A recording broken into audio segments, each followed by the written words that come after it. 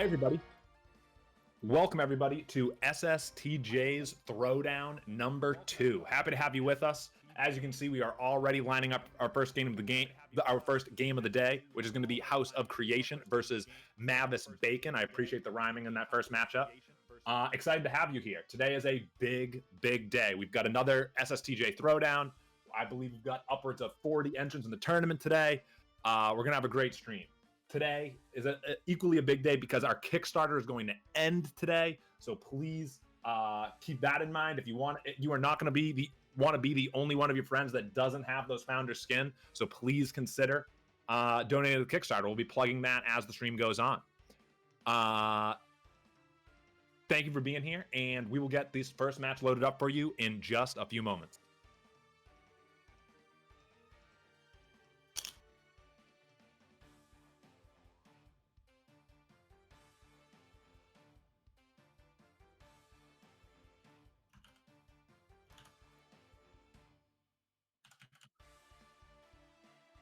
Okay.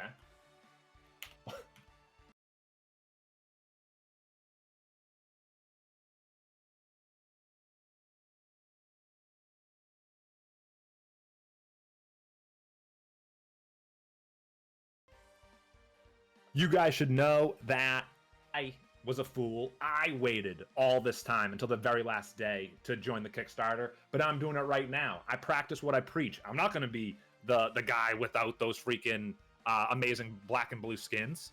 I'm picking mine up right now, and you should too. Check out the Kickstarter.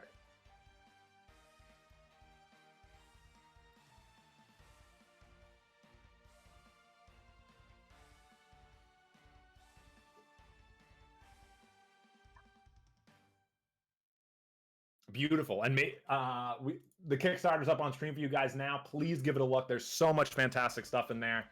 Between all the content that's going to come in, all the great, all the content that's going to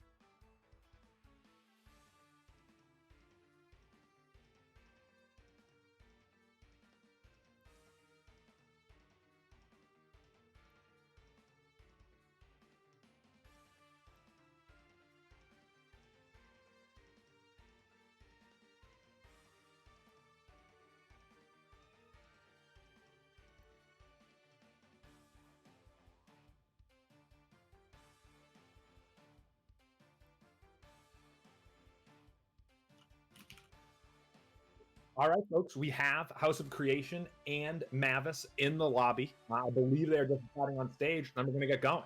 I'm looking at their in-game names right now, and that House of Creation, you'll be able to tell that is his name. But Mavis will be going by Miller in-game. Please do forgive me if I end up calling him Miller throughout, because that is what will be above his head. So in prep of the match, House of Creation will be named TTV House of Creation, but Miller will be Mavis Bacon. And again, the players are in the lobby. We're going to get started in just moments.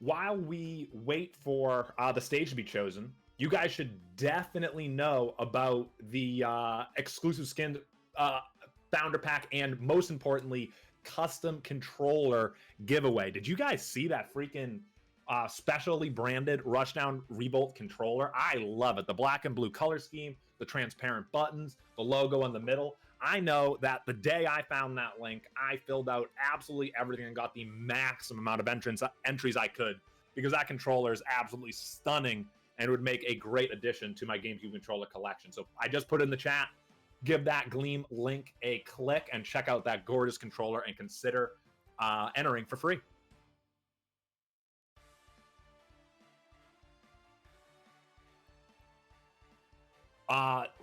My producer just let me know that we actually have more activities that you can do to get more entries, and I need to do that because, as I just said, on the first time I found this, I needed to get in all of my entries, and apparently there are more now, so I am going to have to fill that out. I see my friend 8-Bit Salamence in the chat saying that he wants that controller too. Him and I were talking about how fantastic it is recently and how we are both entered, and hopefully I can take it home. I'm going to be honest. I want to be selfish. I want that controller for myself. The thing is gorgeous.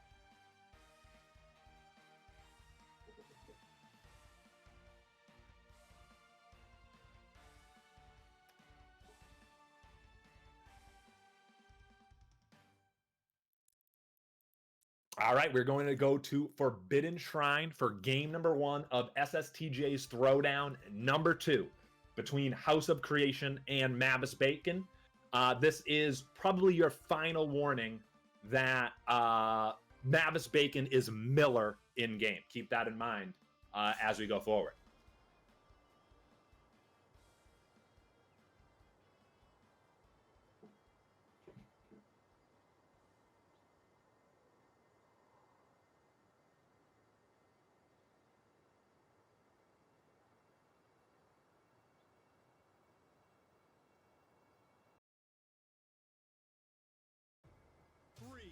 All right, here we are. We got House on the Zana, and Ashani is Miller, which is House of Creation.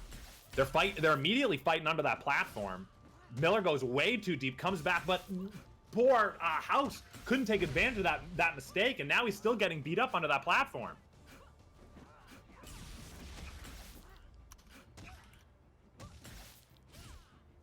Up special off the top of the platform for Miller there, but he couldn't quite find the second one. Forward throw off the stage. Oh, but he gets grabbed! And the play down at the bottom both go down. But, you know, that's a W for Zana there. She was definitely losing that fight. And Erded it up, getting down below and forcing both players to lose their first stock. We're pretty even, Miller is getting another bunch of damage and gets a rush back air there. Missing the forward air off stage. A back air from House. Good edge guards. Boy, that is the second time that House looked as if they had their back against the wall and turned it around on poor Miller. Ooh, big whiff there by Miller coming down with the forward air. That was way too ballsy, and House is taking advantage of it. Ooh, and hits the up special as it falls down. House jumps off the platform with a forward air, but it's way too low. Miller ready. Forward air. Miller trying for the triple forward air. The third one cannot connect. Get up attack from the platform, knocks House all the way across the stage. Easy forward air follow-up on the bounce off the stage, and Miller has a 3 stocks to 2 lead. Grab and forward throw, and that's enough right off the bat. 2 stocks apiece now. This game is a back and forth affair. Another get up attack off the ledge working for Miller. The double up air, but then he gets grabbed, cargo rush, and thrown forward. Ooh, Miller with the completely uncalled for neutral special underneath the platform. House takes advantage. Up air, and another isn't enough. Not quite. House is able to survive. Waiting on the platform to not get hit by that neutral B, and then starts his attack. Miller jumps over, gets grabbed, forward thrown, and that's it. Wow, HouseOfCreation is playing such a great Erda right now, really playing to her strength and taking stocks even when it appears that they cannot. Billing out the cheese. A forward air works, and we're dead even at 1 stock apiece. The burst finally comes out from Shani. I think that was the first burst we've seen all day. House doesn't care, though. He starts a little combo based off of it. Forward air, down strike. Miller's off stage, comes back with a neutral special. Miller just throwing out all these attacks underneath the platform. House just hanging out on the left side. Gets back air, up throwed. Forward air, that forward air was nuts. Down strike, and the forward air from Miller to seal the game. Wow. Miller didn't appear to have a good footing at any point during that game, but they were constantly stealing the stock before Miller could seal it up, and even down to that last stock, Miller was doing tremendous, but House comes through with a clutch forward air to take game number 1.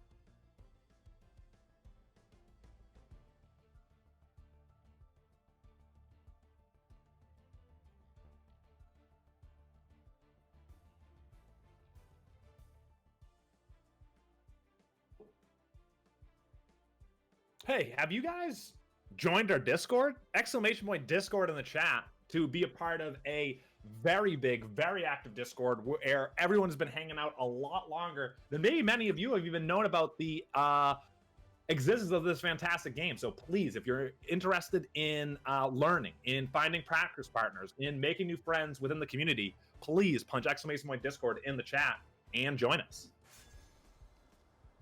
All right, we're actually headed right back to Forbidden Shrine for game number 2. 3, 2, 1, fight. All right. Oh, this time they opt not to fight underneath the platform. Miller looking for their rush back air, and eventually they find it. A jab and a spark creates a little combo for Erda, but Ashani wise to use their burst to get out of it. Well-timed command grab from Erda. Oh, and I like that wave dash off the platform there from Erda, too. Nice movement. A little clash there near the middle. Miller goes deep. Is wise and patient enough to wait for themselves to go low enough for the up special to not send them over the platform. I think House was waiting up on the stage to take advantage of that if they were to make that mistake. The snap missing. Down air off the platform. Big, meaty forward air, but it's not quite enough. Another forward air will do it, though. Ashani is in that final red knockback band. A clash, but as I said, Ashani in that red knockback band, she goes flying off the forward air. Gets a forward air of her own, though, does Ashani. Ooh, I liked that mix-up of the recovery from House, but Ashani ready, Miller ready for it. Ooh, but that neutral special was not wise, and they're getting beat up for it. They get the reverse hit on the nair, but a burst from Erda to avoid it. Reverse back air, and damn, that nearly killed. Erda grabbing ledge, Ashani waiting for them to come back. And the rolls reverse, oh, and a back air seals it up for Ashani. We're even at 3 stocks apiece.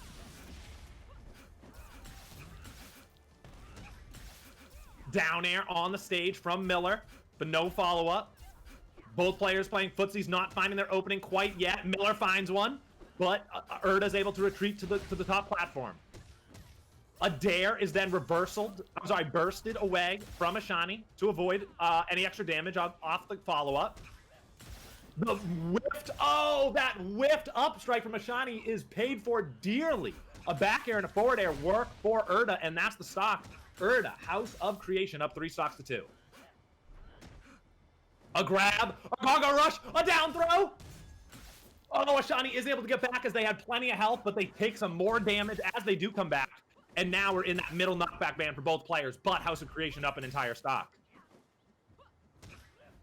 House gets a big forward air. Miller gets a forward air on the return. And the neutral special, a burst from Erda to avoid that follow-up. Oh, but they super jump out of the way of their own follow-up that probably would have sealed the stock. A back air, super jump, forward air, but the forward air whiffs. Lariat near the stage. Down tilt, super jump, up air isn't quite enough. Oh, but that strike will take it. House of Creation looking very strong right now, up 3 stocks to 1. Grab on the shield, but not much of a follow-up. Ashani able to get away. Nair into a fair, but the fair misses. Up air won't quite do it. Oh, and then Erda takes the opening that Ashani gives near the top and racks some more damage. This is Erda's game to lose, even after getting up thrown into the blast zone. House of Creation's Erda up 2 stocks to 1 over Miller's Ashani. And not to mention Miller's Ashani in that middle orange knockback band, ready to be killed if House can get a big hit in. If not, they can rack up damage and hit that final knockback band, but it is completely unnecessary because House gets Ashani up into the air, and then the the falling of their up special hits them well above the stage and does do enough knockback to hit them into the blast zone. And House of Creation wins your first set of the tournament 2-0 over Miller's Ashani. So as I was commenting in game number 1, House of Creation was always on the back foot, but always just sneaking out a little win. Somehow was able to get the gimp or whatever they needed to do to take Miller out. But that second game, that was not the case. House of Creation had the lead the entire time. Miller could not catch up, and it's House of Creation that wins the set 2-0. GG's.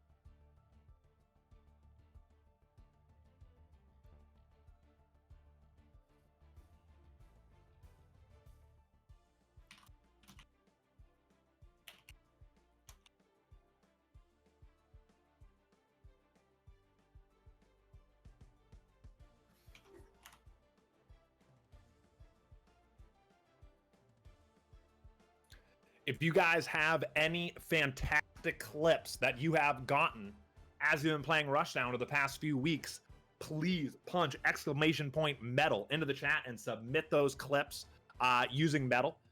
We really appreciate those clips. If you've got something hype that you did, that's something hype for the game. That's a great way to showcase how fantastic our game is. So please, if you've got great clips, !metal in the chat and consider submitting them.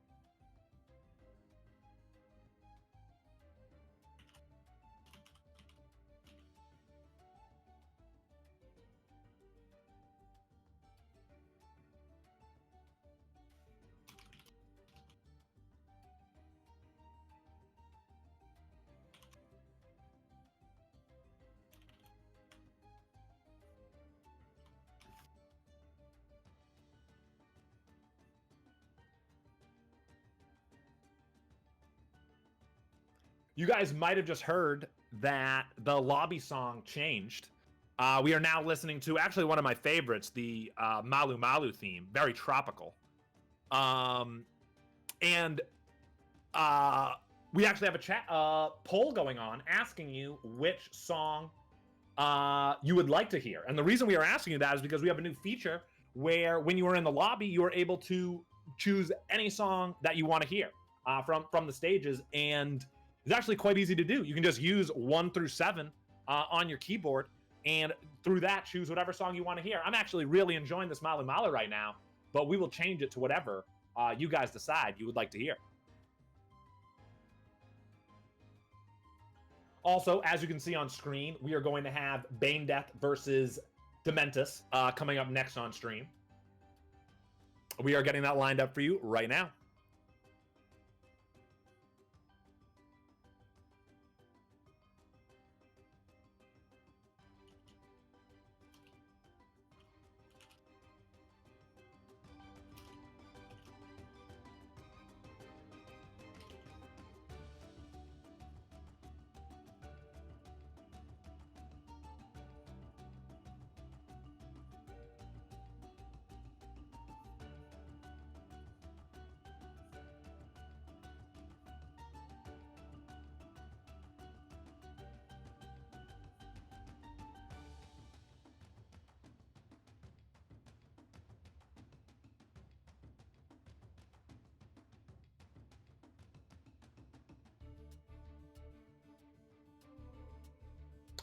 Slight correction. It will be Windows versus BaneDeath, not Dementus. But again, we are getting that lined up for you as I speak.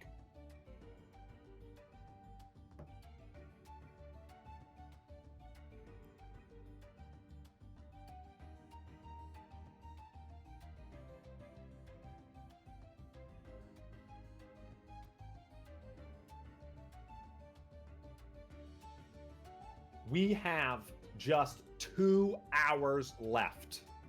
You have 2 hours to contribute to the Kickstarter, get those skins, back the project, or if you've already done that, tell your friends. Because we only have 2 hours until the Kickstarter ends. We are overwhelmed with all of the contributions we have received so far. As you can see, the goal was $15,000, and we are nearly at $25,000 right now. Please consider backing the project. If you're here right now, I don't need to explain to you how fantastic this game is and how much it deserves the attention that it can get based on all the content in the Kickstarter. So please, if you have not yet contributed to the Kickstarter, please consider doing so. You only have 2 hours left to do it. And I'm telling you, you are not going to want to be the guy without those beautiful black and blue skins, and you're only getting those by contributing to the Kickstarter. I've done it myself.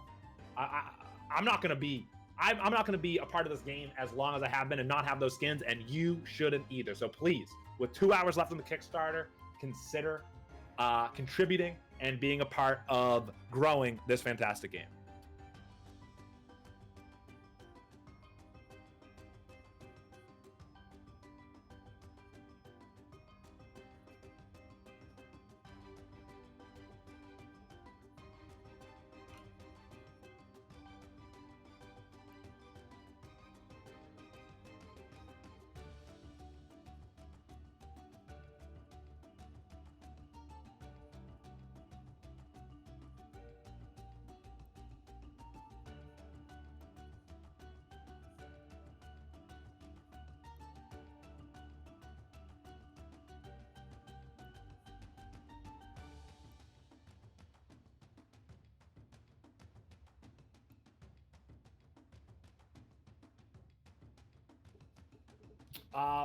As you can see on the graphic, it is going to be MVG Windows versus BaneDeath coming up. Windows is a notable Rivals player, so we are very happy to have them in the tournament, and this should be one hell of a set. Looking forward to it. We're setting it up for you right now.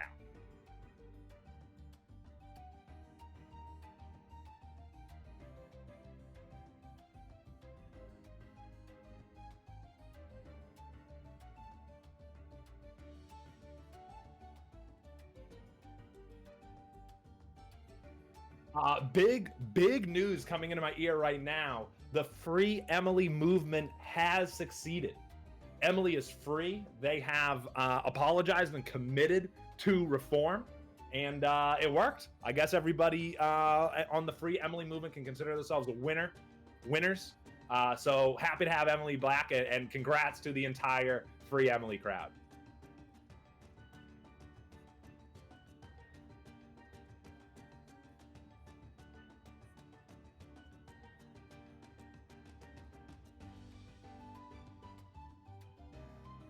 Emily the Toxic has returned as Emily the Reformed. If that wasn't a mouthful, I would like to say that in the middle of matches. Emily the Reformed.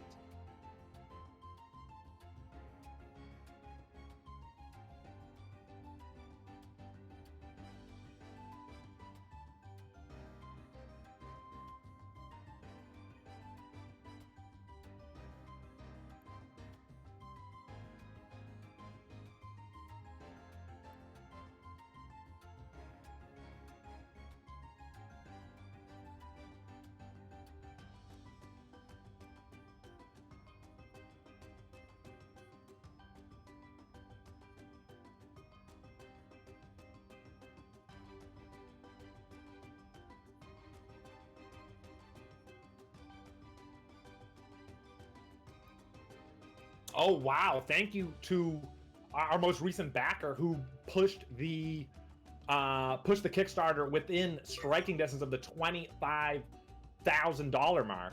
Keep in mind that we have a bounty on the stream today. If we can get 250 viewers concurrently, that kicks in a $250 contribution to the Kickstarter. And that would be mere dollars away from $25,000. So please, thank you to that fantastic.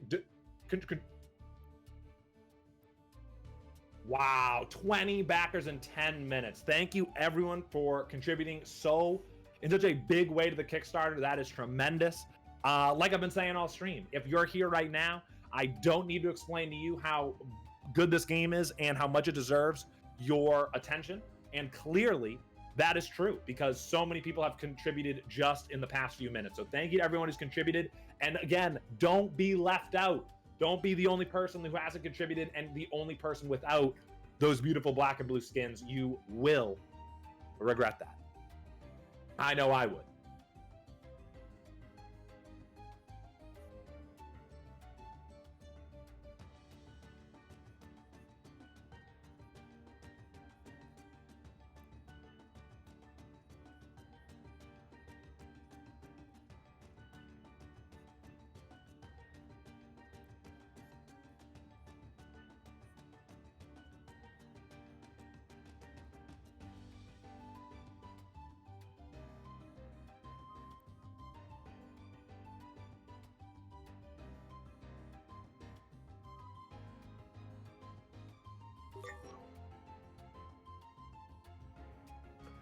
All right, our players have entered the lobby. We just need to get our stage chosen, and we will get this game started. It should be starting in just a matter of moments.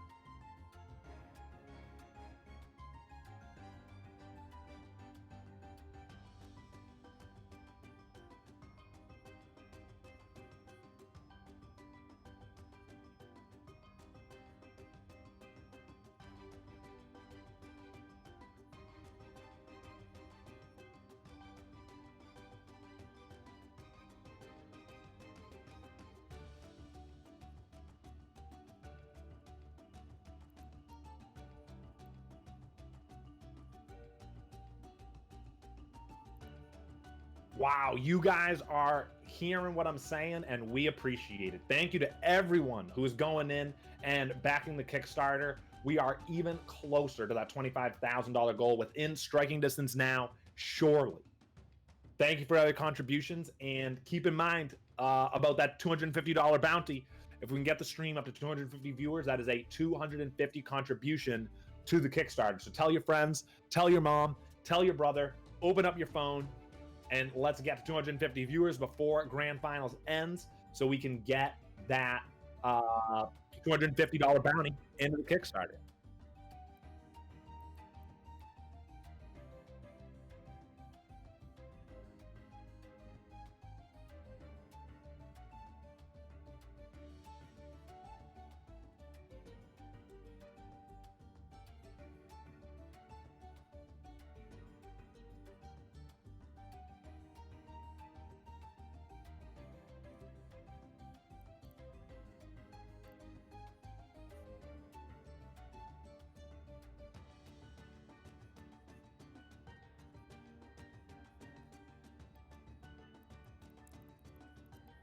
All right, it looks like we're going to head to game one on Cryo Station between Rivals of Ether player Windows and BaneDeath.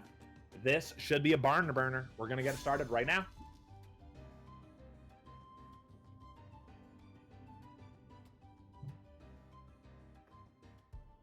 Three, two, one, fight. All right, we got Windows on the Zurong and as they will be called from here on out, on the Ashani. Oh my goodness, Windows has been playing some Rushdown. Wow, what a start by him, knocking Ashani all the way into that orange knockback band and continuing to do work. Oof, trying to create some space for themselves with that side special, but they doesn't do much. Windows just is relentless right now. Oop using that desperation burst to keep themselves out of the blast zone, but they still only have 2 health or in that final knockback band. Something tells me Windows is not going to take long to take it, and there it is. The side special connects, knocking Oop into the upper blast zone, and Windows takes an early lead. Forward air connects for Oops, and then as Windows tries to retaliate, they are grabbed and down throw. Oop with the up special actually connects with Windows. Windows gets up specialed off the platform near the blast zone. Wise to dip low before up specialing to the ledge. Burst there from Windows to avoid the potential forward air. Forward air on the platform from Oop. Ooh, nice play there by Oop. They feigned the forward air and then used their spark to get back to stage. Windows, though, not surprised. Nice play by Oop there, the snap and up air to seal up that stock. And as I predicted earlier, this game is looking pretty close. Based on that first stock from Windows, I fear that Windows is going to run away with it, but no. Oops got something for Windows. Nice play there by Windows. What great option coverage there. Putting out his projectile, and then when his opponent jumped over it, taking advantage of that. That up air into the blast zone creates a very healthy lead for Windows. They are up 3 stocks to 2. Burst comes out from Oop, but it was mistimed. That said, Windows whiffed their opportunity to punish it and gets forward aired themselves. Windows overshoots the ledge, but the neutral special whiffs, and they were able to grab it on the way down. Back air off the platform from Oop. Windows using their shine to make their recovery a little bit more unpredictable. Oh my goodness, that was so much shield pressure from Windows, but Oop able to get out of their shield and grab perfectly. Nice charge side special from Windows. Oop in that orange knockback band. Windows goes to the big deal and it misses. Up special gets the stage spike and that works. Windows up 3 stocks to 1, but is in that final red knockback band. Up strike from Oop won't quite kill. That up air won't quite do it either, but Windows is going to be in the end game quite soon. 1 hit will do it. There it is. Down throw. Burst from Windows to avoid being killed. Snap connect, sending Windows way off to the left side. Shine to come back. Down air connects. Oop looks for an up air, but it's not there. Windows starts to punish. Shield pressure is again retaliated with through a grab from Oop, and now the lead is down to 1. Side special from Windows connects. Oop able to burst out of it. Side special again gets Oop off stage. Down air connects, but Windows follow-up goes the opposite direction. Oop is, oh my god, Oop is doing such a tremendous job of dealing with the tremendous amount of pressure that Windows is putting up. Whether it be jabs or grabs, they are just finding ways to interrupt them. That said, Windows gets his opponent up into the air, finishes with an up air, and MVG Windows takes game number 1 solidly. Windows looking very strong that game. Got off to a hot start. Oop did retaliate, did have something for Windows, but in the end, Windows was just too much and does take game 1.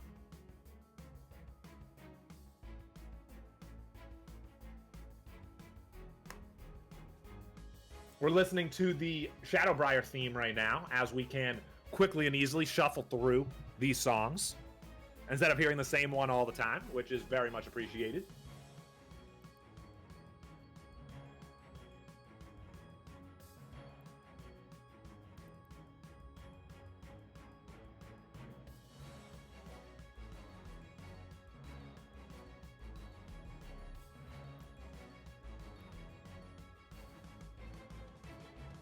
We are just waiting on the stage strike for game number 2, and we will get that started up for you.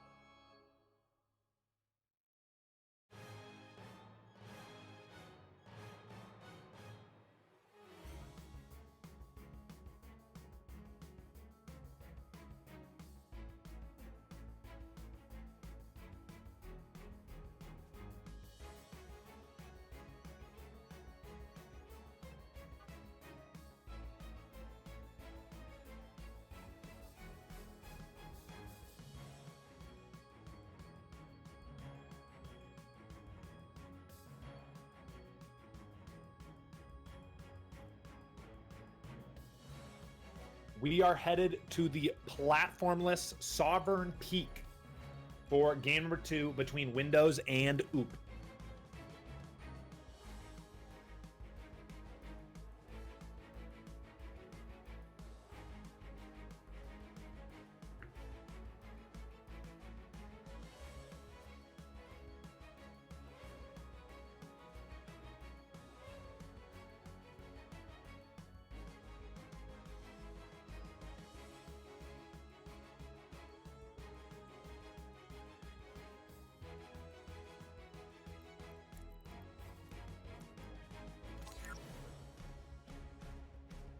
All right, we are headed in to game number 2 between Windows and OOP. You guys saw Windows is looking mighty fine this afternoon. He got off to a hot start and did very well to win that game number 1. Let's see if the lack of platforms or maybe an adjustment from OOP can be the difference in this game number 2. 3, 2, 1. OOP on that gorgeous Kickstarter skin. If any of you guys were wondering what that looks like, MVG Wind gets hit by that side special while still on the platform. That was a weird interaction where the player who got the hit was off stage and the guy who just got hit was sitting on stage. The neutral special from OOP is somehow not punished. It was quite ill-advised if you ask me. Back here in the side special there from Windows. Down air gets the bounce. Nice up strike to follow up. Charging an up air, but Wind doesn't fall into it. Shield pressure again from Wind, but this time it does work out. OOP was doing a tremendous job of turning the shield pressure around on Windows last time, but not that time. Down air, got the bounce, and then the up special, but Windows ready for it and uses their reversal. Projectile goes wide.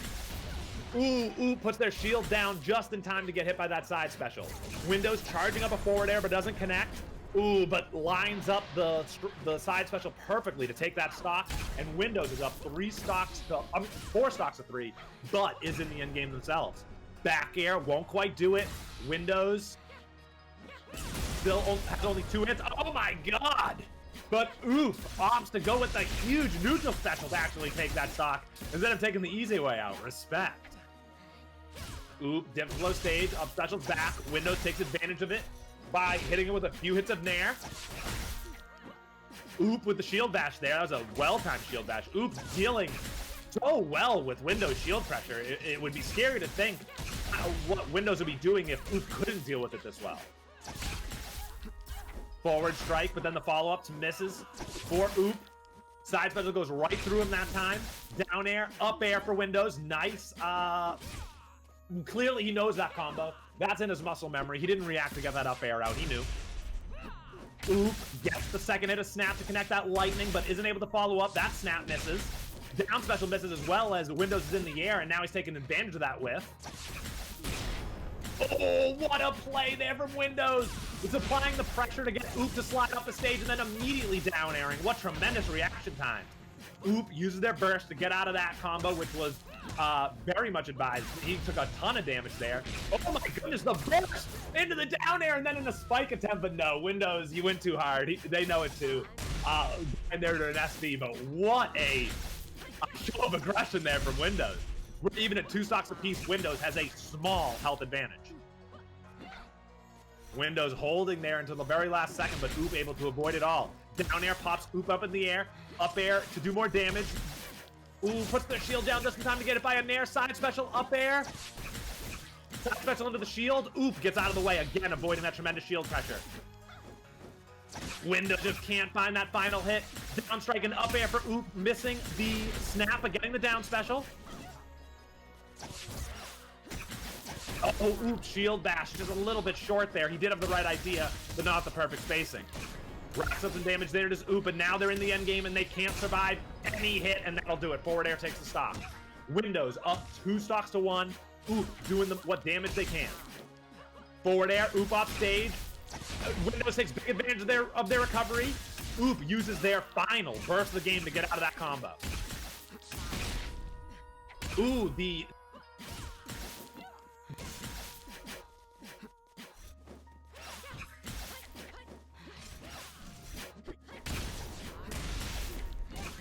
cannot see the end of this exciting game.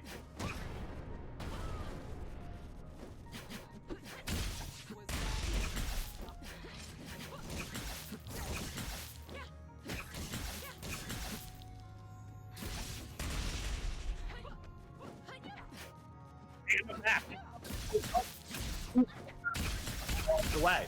Windows and Oop on 1 stock apiece, but Windows with a massive health advantage. That said, this is Rushdown Revolt. Anything can happen. That bar of health can be taken away in just 1 combo.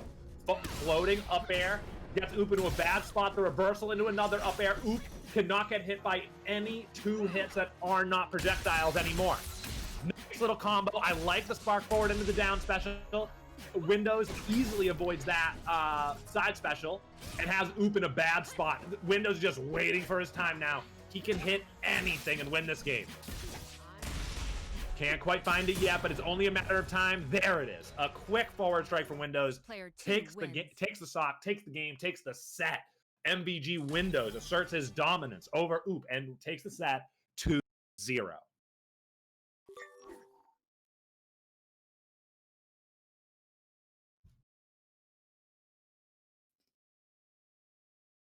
We are setting up your next game for you right now. That will be Otis versus MidRush. That is what we're setting up in the moment. But you know what we haven't talked about? Rushdown Revolt and social media. Exclamation point Twitter in the chat. Exclamation point Facebook in the chat. Please do follow Rushdown Revolt on social media. Please consider interacting with their tweets.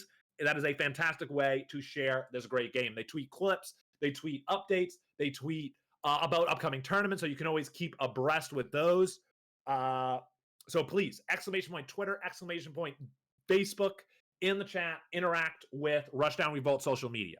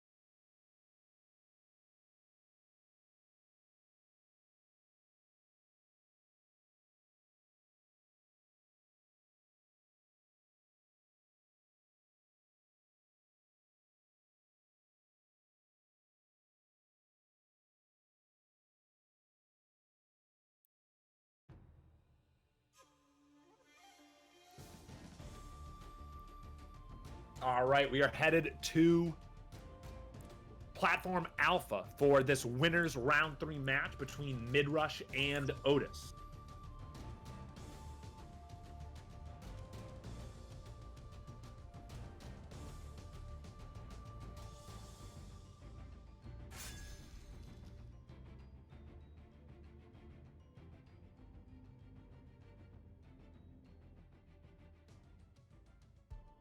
Three, two. All right, we got Otis on the Apigalu, MidRush on the Ashani.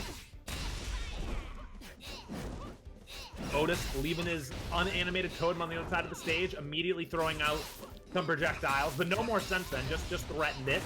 MidRush with the I'm just gonna straight up say bad burst there. They didn't avoid the follow-up and actually were still hanging in the air to get followed up on. Up special through the platform. Nice falling up there from MidRush. I've watched a lot of Rushdown Revolt, and I feel like that's the first time I've seen something like that. A weak back air hits for Otis, but can't get that hit with the knockback. Ooh, MidRush the up special, then an attempted forward air, but doesn't quite connect. Back air, super jump. Oh my goodness, in the forward air. MidRush playing super aggressive right now. I love it. That said, Otis gets the back air near the edge and takes that first stock. Otis up 4 stocks to 3, but not looking so good in the health department. MidRush looking for it, can't find it. Finally gets a nair in there, but Otis immediately gets out of it and starts their own combo. Otis is not happy about his totem facing the opposite direction, but it doesn't matter as the stock is taken and the totem is now in the middle of the stage. Ooh, Otis working so hard to utilize both of his statues. Meanwhile, MidRush is just cartwheeling into his face.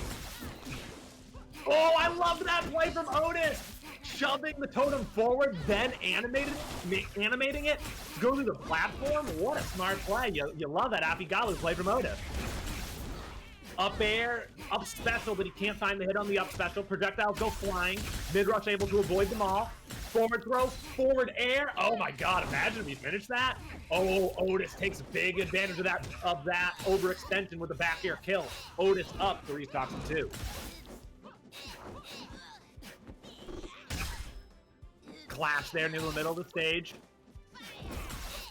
Projectiles go flying, but they really have not played much of a factor in this game. MidRush is another bad burst there.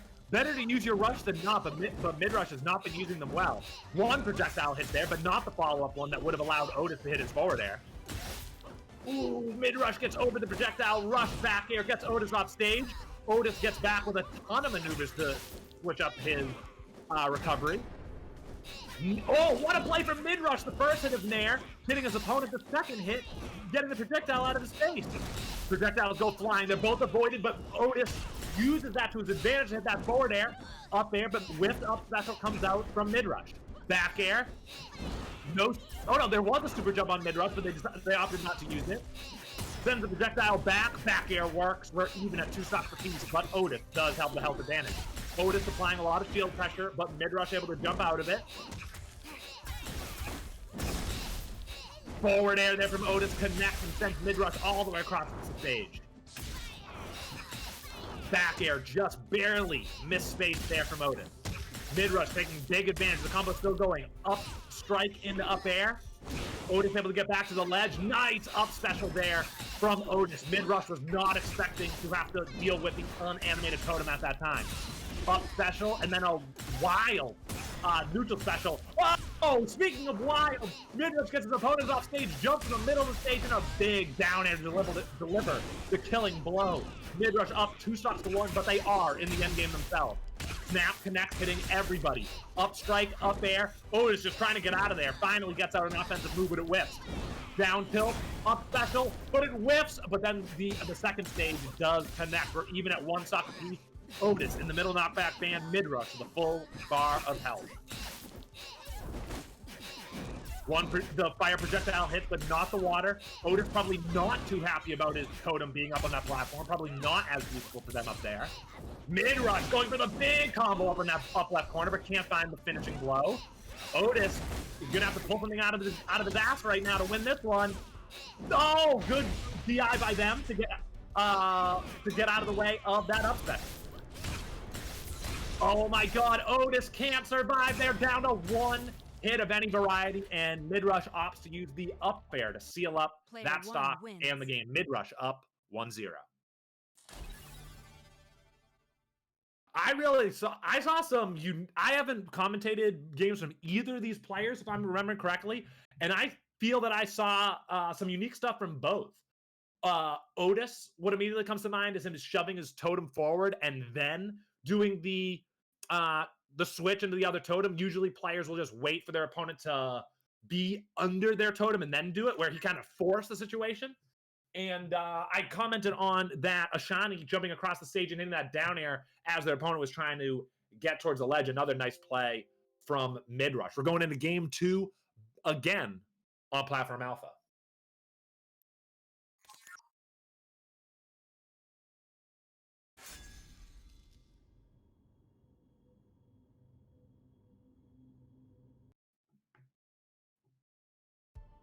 Three, two, one, fight. All right, we're doing it again. Otis on the Erd this time. MidRush on the Ashani. MidRush gets the up air. Oh, I love that super jump, and then immediately changing their direct trajectory. Try to get the down air. MidRush cleaning up that stock so efficiently, only taking 2 damage themselves and immediately getting another opening with that back air. Otis so fearful of it that they just used their burst to get out of it. Otis using their cargo rush to take the game off stage, but MidRush able to avoid it. Wow, Otis! Forward throw, what a play from Otis! Somebody clip that. That is a tremendous Erda play. That is what people who play Erda dream about doing, carrying their opponent from one end of the stage to the other and finishing off with a cargo rush forward throw. What a play from Otis. A grab and another cargo throw. Oh, Otis! That time with the down throw, and then following up with the down air to completely seal the shot. Otis, what a play. Super jump forward air, and then using their spark to stay in the air. Up special MidRush. You're nuts too. Up air to finish the combo. Wow. What a tremendous set. Another forward air. Oh, the burst from MidRush. Oh my god.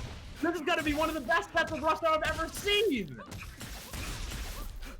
Look at MidRush with the mid-air combos, using their spark to stay in the air and send themselves towards their opponent. Big down air from Otis. MidRush changes the situation. Otis is able to get back and grab the ledge. Otis throws it a move in the wrong direction. But then a forward air on the other side takes it. Otis up 2 stocks to 1 now on MidRush. Back air clashes. Down special from MidRush was so wise. That covered so much ground from Otis trying to recover. Forward air hits for Otis. A grab on the shield. Burst from MidRush to get out of it. Forward air. Otis gets away off stage. Gets the grab. Cargo rushes and gets the throw, but they're in the middle of the stage for it. Forward air and another grab and another throw. The down air whiffs that time though. A clash. MidRush off stage now. Forward air missing, but Otis immediately after whipping the forward air starts charging the strike and connects as MidRush tries to get the stage. Otis with an absolute showcase to take game number 2 with Erda.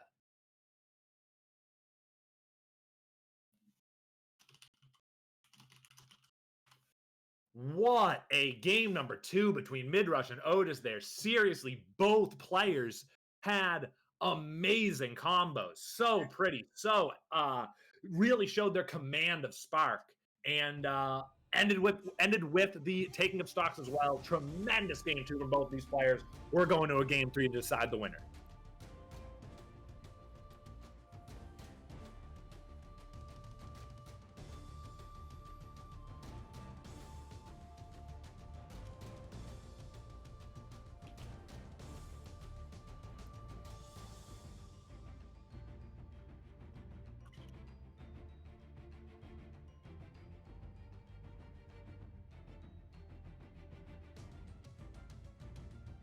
All right, we're headed in to game number 3, MidRush versus Otis. If it's anything like that game number 2, we are in for quite a treat. And a very fast game as well. That one went by so quick, but it wasn't a blowout. It was just that both players were executing tremendously efficient and effective combos.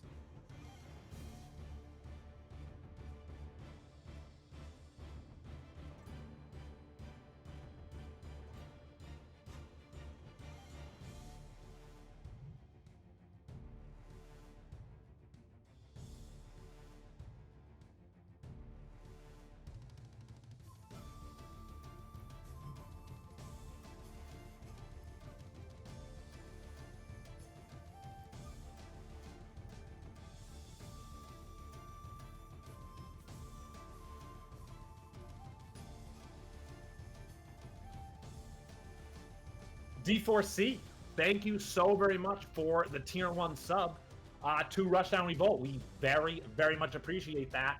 Thank you for supporting Rushdown directly with that tier 1 sub. We very much appreciate it. Thank you, D4C.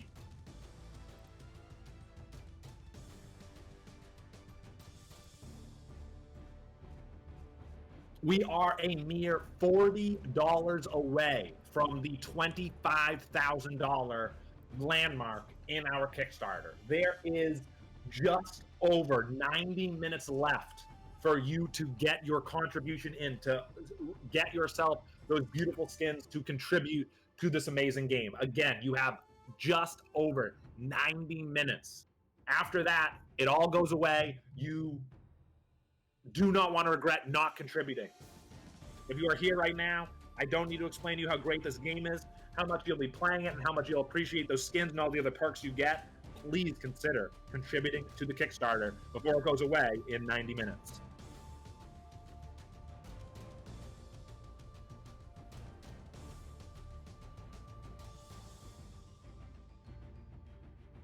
All right, the word is in. We are headed to Cryo Station for game number 3 between MidRush and Otis. I certainly expect Erda Ashani, judging off how last game went.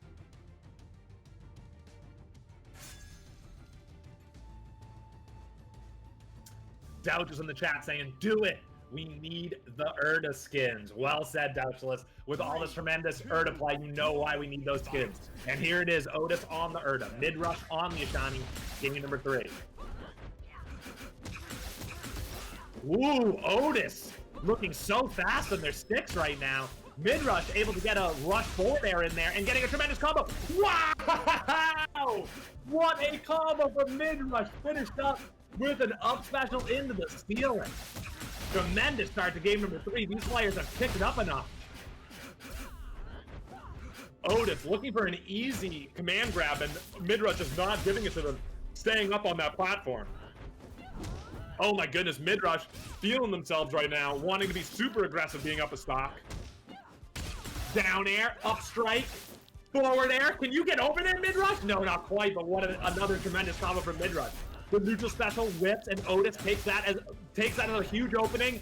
Oh my god, how did he get that forward air? What a play by Otis. We're even at 3 stocks apiece. The grab, the down throw. No more for Otis, though. Down air gets a bounce, and an up air takes it for MidRush. They're up 3 stocks to 2 in this game. Tremendously efficient, going tremendously fast, just like game number 2. Otis gets the grab and the cargo rush and forward throw. They are unable to follow up. The snap goes into the shield of Otis. When I say snap, I'm referring to the second stage of the shiny side special, the one that leaves that lightning trail behind her, that if you're stuck in it, it kind of jettisons you over a shining shoulder, ready to be comboed. A grab and a back throw. Otis getting out there, gets a grab off the up special forward throw, and it worked. Otis, what a play, using an up special to get up to MidRush where MidRush was, using Spark to change what move they were using, get the cargo throw and the throw. Wow, what a play. Both players taking a moment to breathe here. 2 stocks on each player's side is what separates us from the result of this game. Otis whips the forward air. There's a clash under the platform. MidRush goes under the command grabbing Otis. Lariat connects, but MidRush able to get out of the way. Up air and up special into the blast zone. MidRush in a really good spot right here, still in that first green knockback band and up a stock. Otis trapped in the platform, up special connects. Nair, forward air.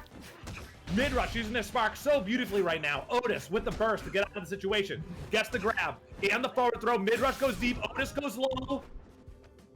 MidRush wise to hang on to the edge. Otis somehow able to recover.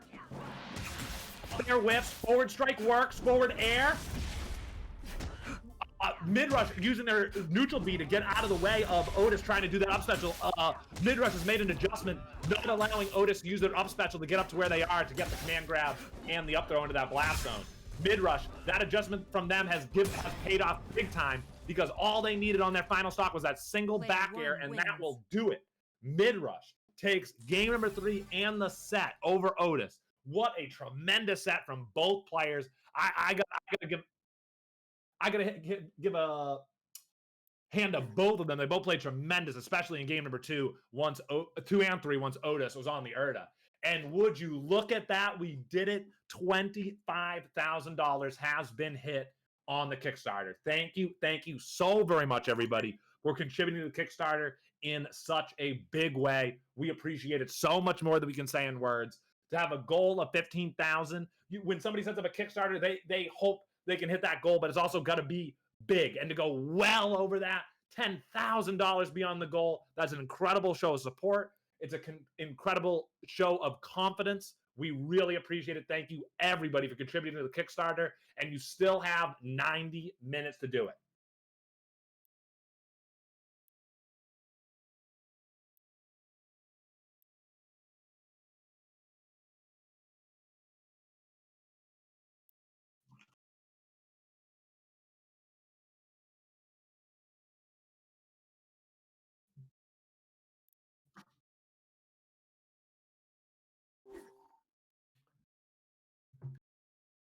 If we are, the 25,000 means that there will be a beautiful new Urda skin, and I think we can all agree that that is a tremendous use of all that extra contribution.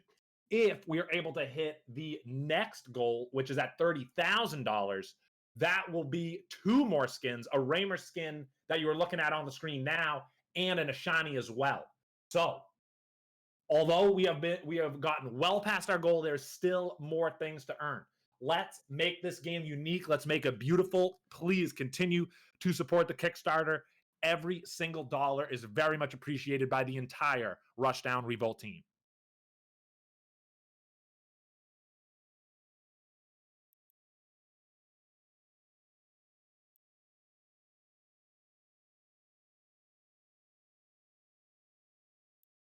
It looks like we are going to have our tournament's namesake, SSTJ, in our next game, which we are setting up for you folks right now.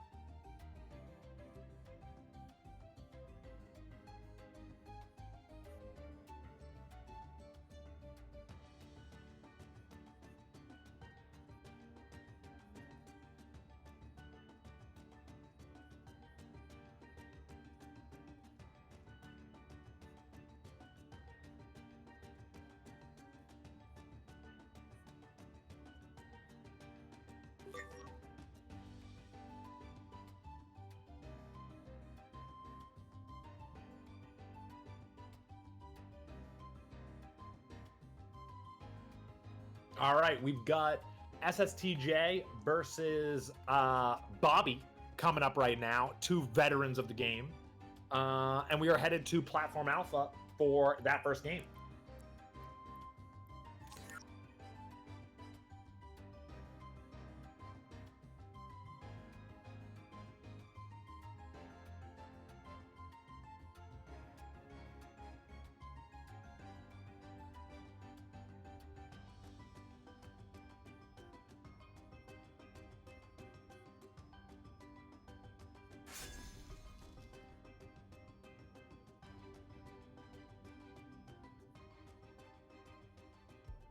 Three, two. All right, here we are. SSTJ versus Bobby. SSTJ on the Urda and Bobby on the Ashani. Ooh, Bobby quick on the sticks there, changing directions on a dime to make all those hits connect. SSTJ off to a rough start, already in that orange knockback band, but trust me when I say SSTJ doesn't mind at all.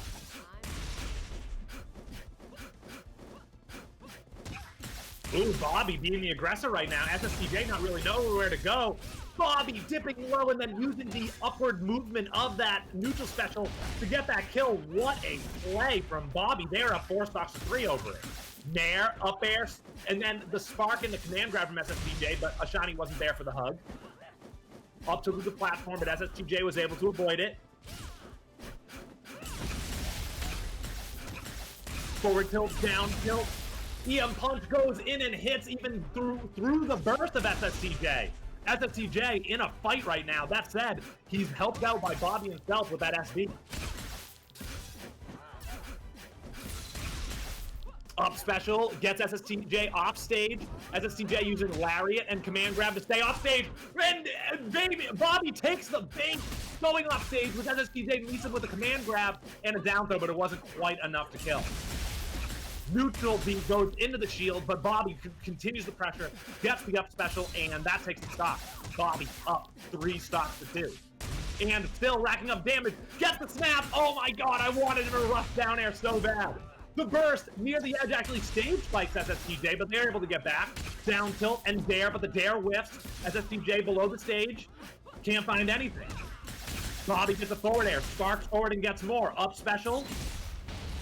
Oh, and the down special near the top, I think was going to kill SSTJ if it were not for the burst from them. SSTJ, though, still in a really bad spot, cannot get back to stage, well above it now.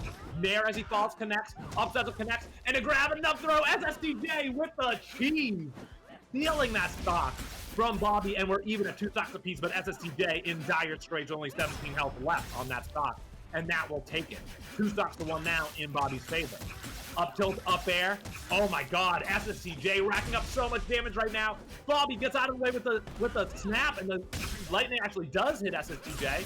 A clash with a forward air. Burst from SSTJ to get Bobby off of him. Up tilt, which Bobby meets with a burst. Forward strike, but no follow-up. SSTJ looking for an up air to the platform, but it's not there. Ill-advised down special from Bobby is met with double forward air from SSTJ, and now we're even at 2 stocks apiece. Bobby is in the green, SSTJ in the orange, but SSTJ can take up that damage in the blink of an eye, and he's doing so right now. Look at him go! Bobby already in the health disadvantage off that one combo with snap connect. Neutral B goes in the wrong direction. Forward air, up special, and that'll do it. Bobby takes game 1. Bobby had a very nice start to the game. SSTJ with a tremendous comeback, but Bobby rights his wrongs, gets back in the driver's seat, and takes game number 1.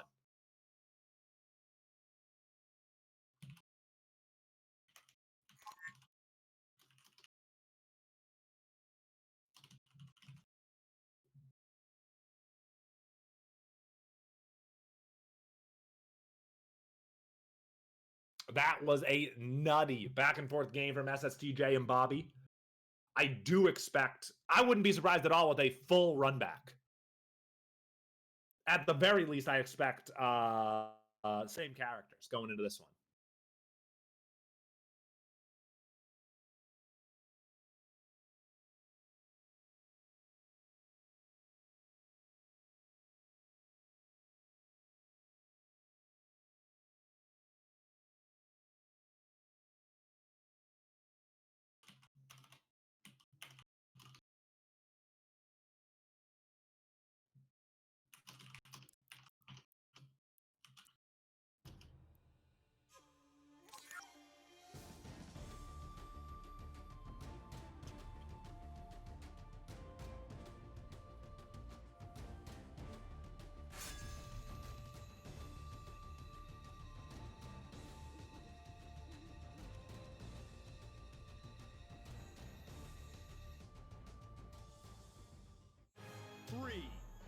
All right, here we go. Bobby and SSTJ on Shadow Briere.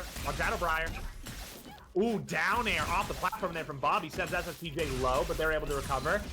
Ooh, the up special into attempted neutral special. Oh my goodness, Bobby's really playing with death right now over the side. Forward strike, but SSTJ able to use their burst to get out. But a new combo is started. SSTJ already down to just 15 health, but gets the grab, and then rushes the other direction and throws. Bobby very wise to bring out their burst there. That was a bad situation. SSTJ was about to take that stock, even though he clearly did not deserve it. Down strike there will take it, and Bobby does take the lead that he deserves, up 4 stocks to 3. Ooh, nice catch there from SSTJ, and then the down air to finish it off. 3 stocks apiece now very quickly. Ooh, nice grounded combo there from SSTJ. The jabs get Bobby off stage. Oh, Bobby overshot, but SSTJ was able to take advantage, maybe respecting Bobby a little bit too much. Down air bounces SSTJ in the air. He sees how bad that is, so he reversals. The spot dodge and the retaliation from SSTJ. The snap whiffs, charged up air connects, and the back air. Ooh, SSTJ missing that strike, and Bobby making them pay for it. Neutral special whiffs as SSTJ is below the stage. Burst comes out from Bobby to avoid the follow-up. Oh my goodness, Bobby with tremendous use of Spark there to rack up all that damage while keeping his opponent close to him and finishing it off with that up air. SSTJ gets his opponent off stage, but isn't able to finish.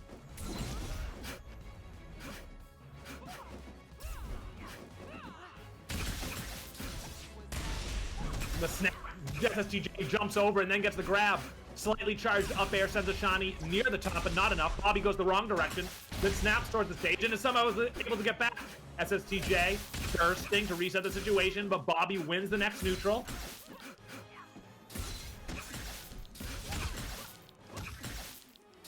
Big rush down and away, back air. Oh, that was such a good snap! Oh my god! Bobby hits the lightning on the snap, which gets Erd in front of him, and he's waiting with the fist on the forward air. What a play from Bobby. They're up 3 stocks to 2. The snap connects again, and SSTJ doesn't want that to happen again, so he uses it. He uses his burst. Another big combo from Bobby. SSTJ already in the orange on their final stock. Grab and forward throw, forward air whiffs. I think the platform did play a factor. Back air. Ooh, the double up air from SSTJ to bring him within a stock, but it is still 2-1 in Bobby's favor. Burst from Bobby. He didn't like all the pressure that Erda was putting. Ooh, the forward tilt. I'm sorry, the forward strike and a down air from Ashani to take the game. Well played by Bobby. What a pair of competitors we have. An absolute barn burner going on the stream.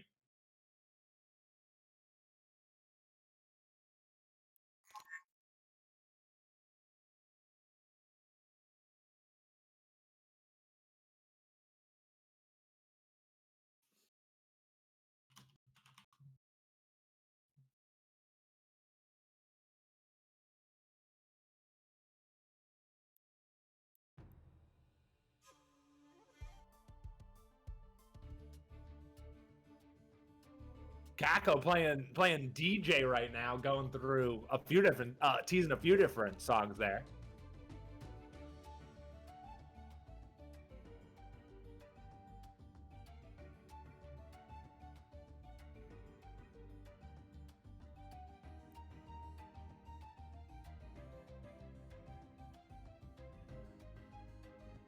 All right, that was a 2-0 win for Bobby.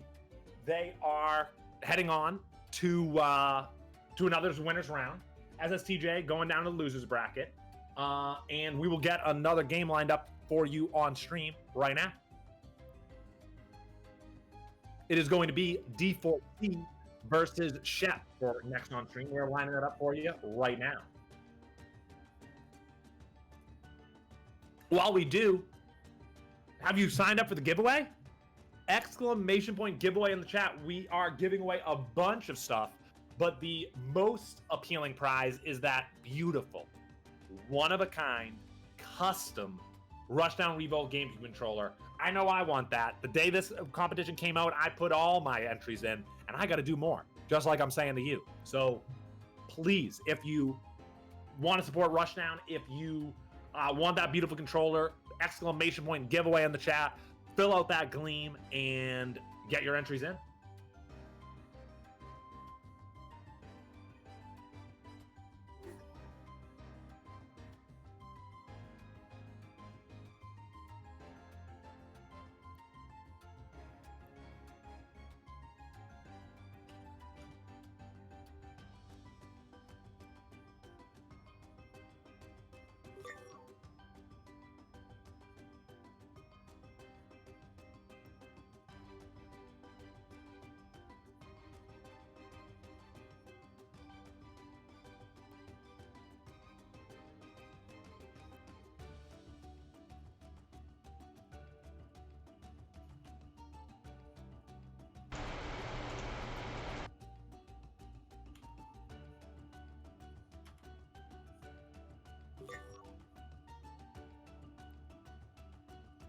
All right, we've got our players in the lobby. It is just a matter of moments now as they choose the stage, and we'll get it started. It is, as you can see on screen, D4C versus Shep, and I believe this will be our first Raymer appearance of the stream today.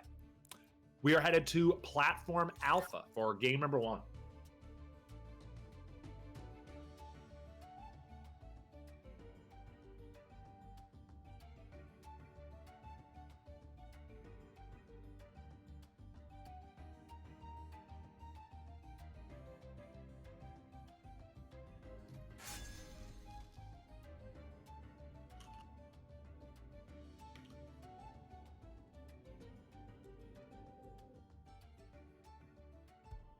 Three, two, And one. there it is, D4C, the first Raymer appearance of the stream. Shep on the Ashani, which we have seen. D4C gets a long-range side special and another to rack up even more damage. D4C handing it to Shep in the early going. Shep finally gets their footing, gets a forward strike. D4C gets the up air, and then up airs his grenade. Up air on the platform. Ashani not looking good right now. Oh, the ricochet bullet into the grenade. What a play from D4C. D4C. Oh, he actually went too high to get his finishing up air there. D4C probably wishes the stock was over, but Ashani is in the end game. That's it. He's actually racking up damage and 3 up airs there. A good juggle there from D4C earns him that first stock. A well-earned first stock, might I add. Shep ready for that long range side special this time. Blocks it with the shield and gets out. Up special. Sends D4C dangerously close to the blast zone. Oh, what a down strike and a down air there from Ashani. I love that. D4C quick on the sticks to be able to get back.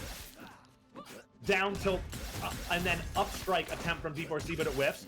Gets the connection on the projectile, but whiffs the down air. It goes the wrong direction. Raymer's down air has sort of an angular trajectory to it. It doesn't go straight down. D4C looking to edge guard, but Shep gets over him, but not for long. The Nair sends Shep way up into the air. A bullet and a second. Oh my god, I thought he was going to hit the third, but no. Shep with the up special to avoid.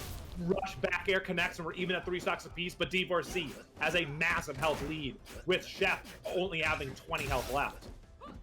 Let's see, can D4C wrap up this stock before endgame? They would have, but we're not for the burst, but even after the burst, Ashani unable to recover, and they're clashing under the platform. Nice play from Shep, racking up some good damage there. Up strike through the platform, up air. Down air, another, but the burst comes out from D4C to save himself. Another down air, another down air. Oh my god, Shep, you're nuts. Back air gets the reverse hit. The projectile connects as well. The second one whiffs. Shep wastes their burst. Clash underneath the platform. Ashani gets the better end of it.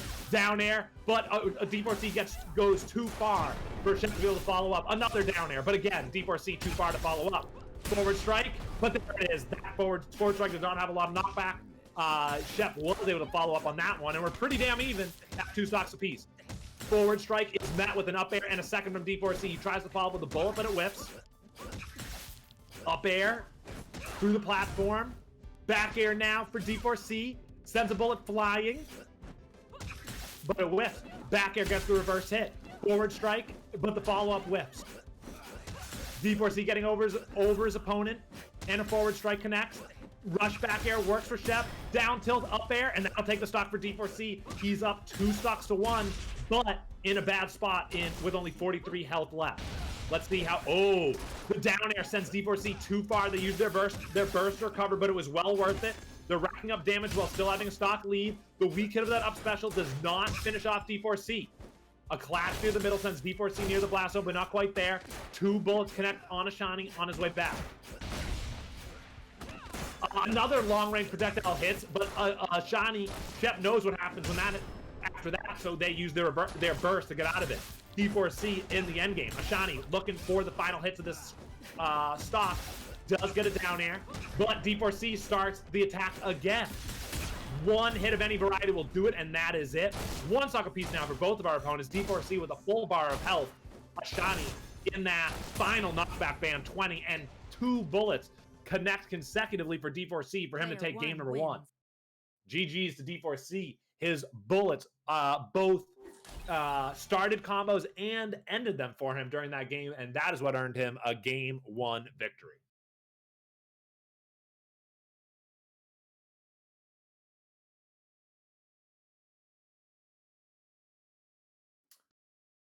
D4C up 1-0 as our players strike stages to decide game number 2.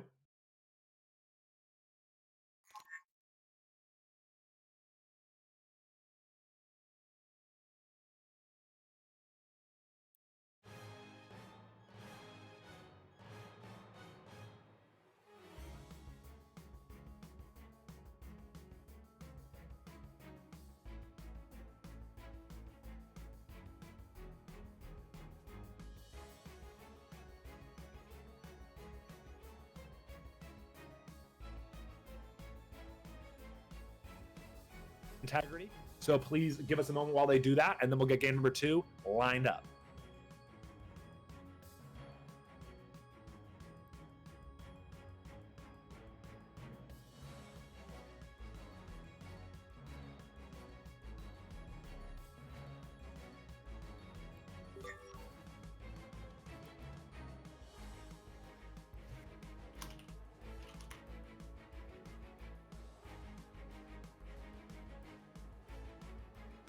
Are you guys up for it? Exclamation point YouTube in the chat to sub to the YouTube and see all the fantastic content that Keiko is putting out on there. If you want to keep up with the game, that is a great way to do it. Sub to the YouTube, get those in your sub box, and keep up with Rushdown Revolt. 3, 2, All right, here we go. D4C on that gorgeous skin. And Ashani just sort of hanging out and dying. This is disappointing to everyone. I'm gunning for you. Disappointing to everyone. I'm gunning for you. This is disappointing to everyone. Player 2 wins.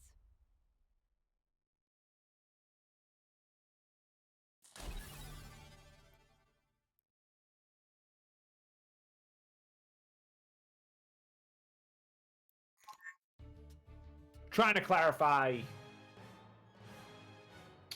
what you guys just witnessed. Maybe a salty forfeit, but I actually don't know. I'm trying to get the info for you.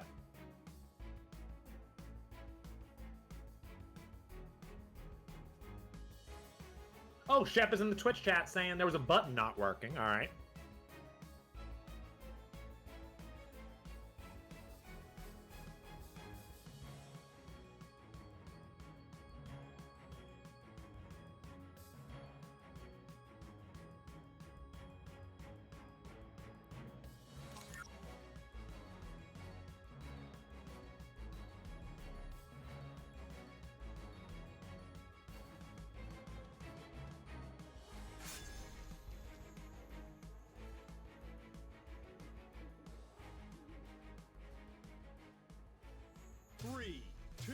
All right, here we go. Shep versus D4C, game number 2.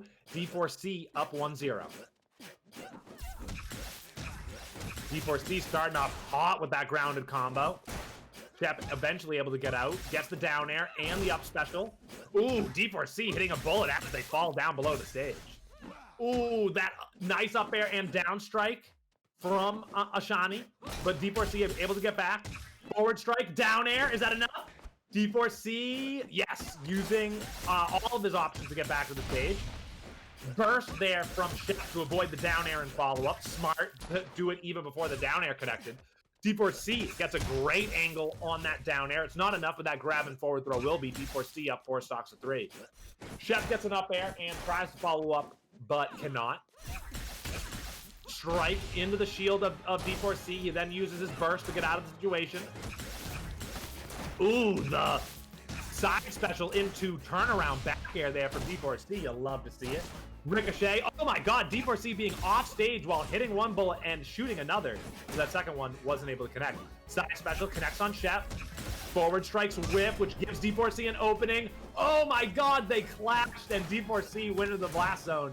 But Shep did not. Oh, what a play from D4C. The finger roll grenade into up air follow-up, and that earned them another stock. D4C up 3 stocks to 2. Down air connector Shep, but there's no follow-up as D4C has plenty of health. D4C racking up so much damage until his forward strike goes the wrong direction. Oh my goodness, the side special into the double ricochet! The 3-bullet kill from D4C!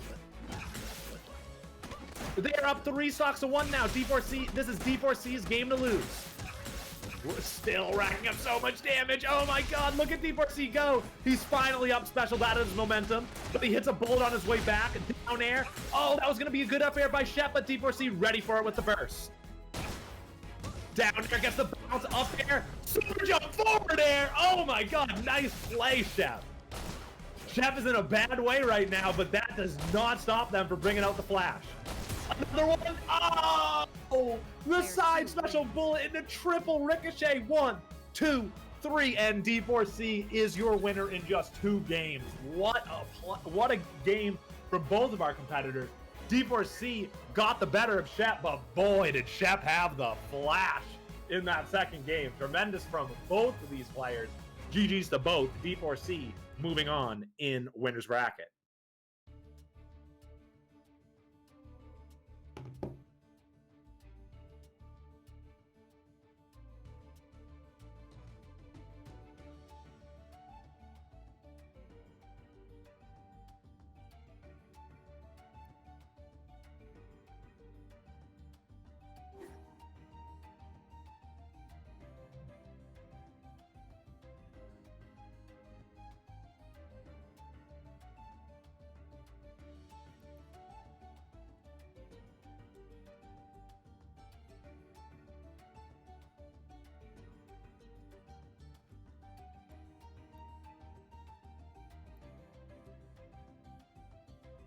All right, it looks like D4C is going to stay on stream, and Kenpai is going to join them. This is a battle of 2 veterans, 2 people who know the game very well. This should be a great game.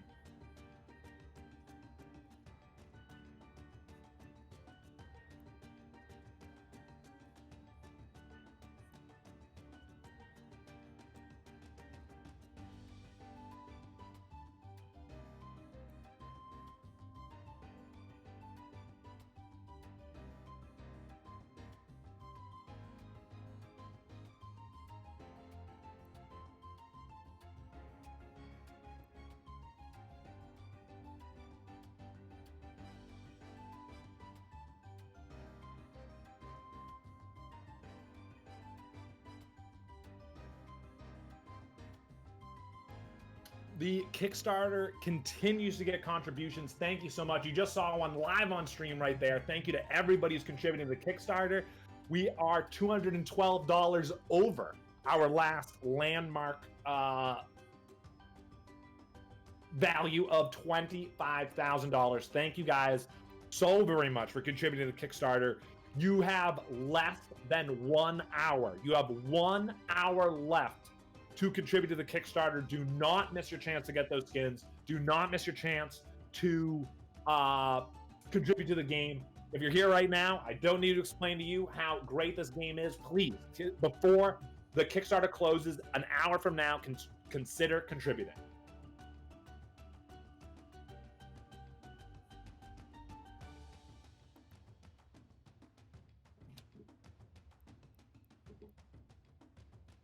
If Kickstarter ends, which does an hour from now, and we are not able to hit the $30,000 goal, that is okay. We have set up a Slacker, which you can see in the chat right now, where you can contribute even after the Kickstarter is over. Every single dollar counts, and we appreciate every single dollar you contribute to Rushdown Revolt.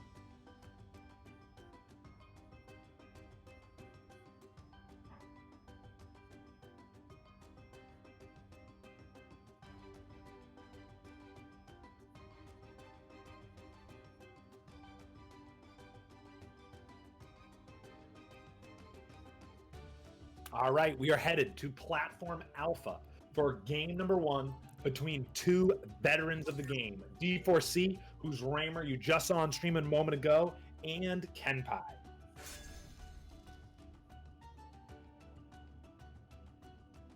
If history tells us anything, it will be that Kenpai will be on the Zurong this game. And that is correct. D4C on the Raymer. Kenpai on the Zurong. Here we go. You gotta love seeing those custom hollows. I appreciate that all the players enjoy them so much and use them even in tournament matches. Nice start there from Kenpai. The back air opens up D4C for a big combo. D4C able to get a little something going before Kenpai changes it again on him. Oh! Pathetic. Oh my god! What a great projectile from Kenpai. He misses the follow-up though, and then D4C uses his burst, and the knockback from burst kills Kenpai into that left blast zone. Oh my god. That's gonna be absolutely heart-wrenching for Kenpai. D4C projecting the platform with a grenade. Weak down air gives Kenpai an opening.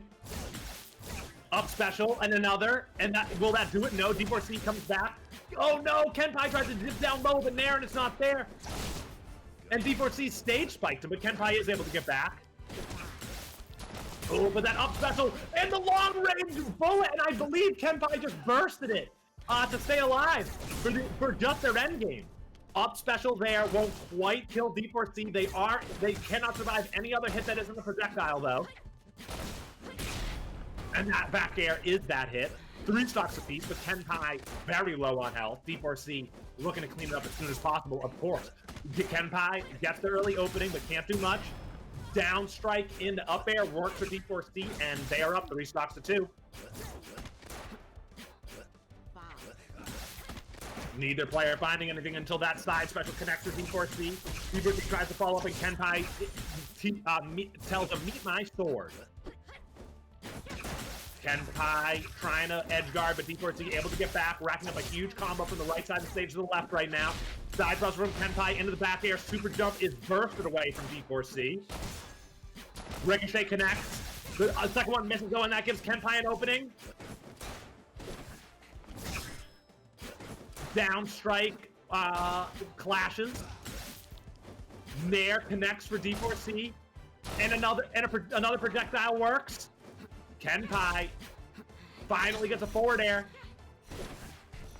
D4C dips low and is unable to get back to the stage. We're even at 2 stocks apiece. D4C with the health advantage. Burst comes up from Kenpai to avoid the finishing up air.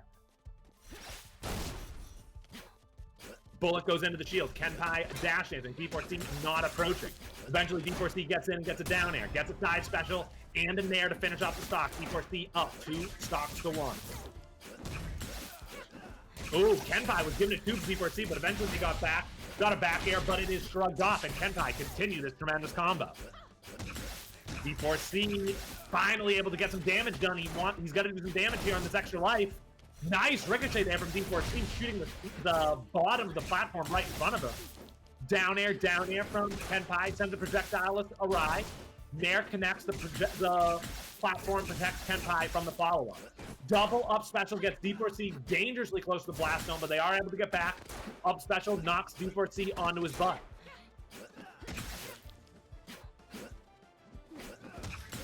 Back air connects. The bullet again, Kenpai saved by the platform.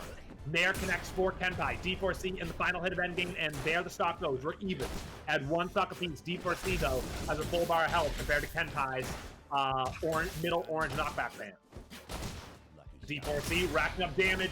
Kenpai, oh my god! Kenpai gets hit with 3 ricochets in a row. The D4C calling card, and that will take the game for D4C. He's up 1-0.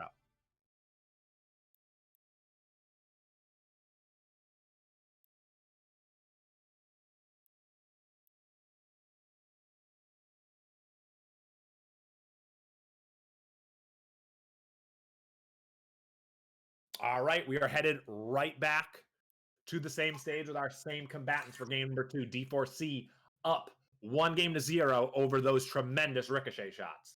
That game really could have gone either way once we got down to D4C 2, Kenpai 1, and D4C low in damage, or low in health, I should say. It really could have gone either way, but D4C with the clutch shot to win the game.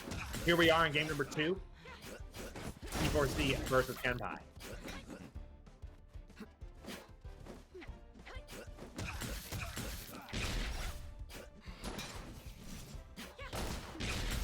Down air through the platform, works for Kenpai, starts up a huge combo. I love how Kenpai put out his Nair early and hit the last hit of Nair on the D4C. Quick ricochet into the back air, but that goes into a shield. Up air for D4C. Bullet goes awry. Side special into Nair. Oh, into the bullet, but Kenpai able to avoid it this time. Nice ricochet there from D4C. So much aggression. Kenpai with the shield back right into the over-aggressive D4C. Good play by him. Down tilt. Gets the weak hit of down air, though, does Kenpai. Ricochet number 1, ricochet number 2, and that's all they need at that low health point. D4C up 3 stocks to 4. D4C dips low, able to come back. Down air, up special from Kenpai, but the side special goes too high. Down special down air into the platform, sets up something nice for Kenpai. D4C can only survive 2 more hits that aren't projectiles. That said, he's absolutely fearless. 1 projectile hits, but not the second. Charged up air whips. Kenpai looking for the opening. D4C not giving it to him until that back air. A weak one, though. Kenpai doesn't really mind at this point, though. He only needs 1 hit of any variety, and there it is. That falling back air. Take the stocks even at 3 stocks apiece. Ooh, nice burst there from Kenpai. Just shrug that bullet off. Kenpai racking up so much mid-air damage right now. Down air, up air. Up special into another from Kenpai. D4C able to get back, though. Another up special. D4C used their rope to get out of it. Wow, great timing on the down air from D4C. Off the bounce, off the stage. They get the nair to finish off the stock, and they're up 3 stocks to 2. Side special from Kenpai is met with a waiting back air from D4C. Bullet is sent back to D4C from Kenpai, and it connects. So many bullets flying. Kenpai with great defensive options there to avoid it all. Nair connects, up strike. Kenpai with the waving up air connects. D4C gets a weak down air, but unable to follow up. Down air from Kenpai now. Bounces D4C off the stage. 1 bullet hits, but not the second. The grab isn't quite there. Bullet sends Kenpai off stage. Kenpai voluntarily going off stage, now getting back. Whiffing the grab, though, is D4C. Up tilt as Kenpai lingered above the air after the side special.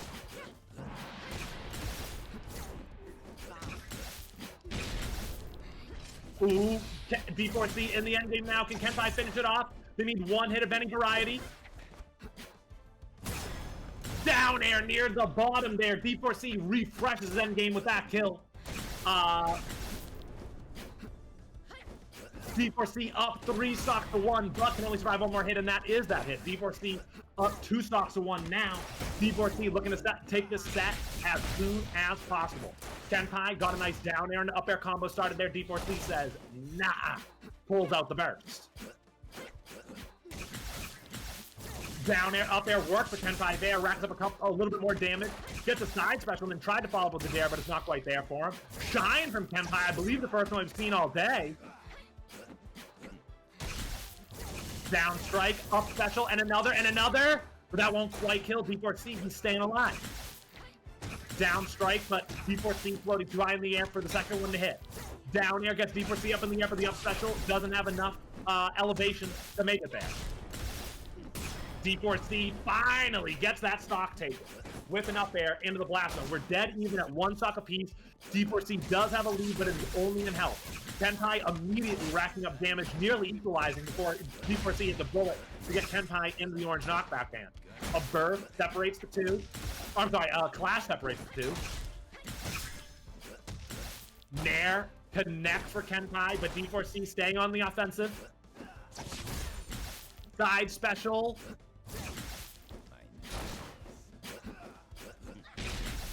Down air, but D4C sees the up special coming in burst. The projectile is sent back, and Kenpai follow up. Oh, he tried so much, but no, the side special isn't quite there. This game could go either way. Both players in the red knockback band. Shield dash whiffs, gets the down tilt, whips the up air, does D4C. His opponent is flying too far away from him, and the side special from Kenpai meets D4C as he tries to make it to the ground, and that will take game 2. The set is tied 1-1 as we go into game 3.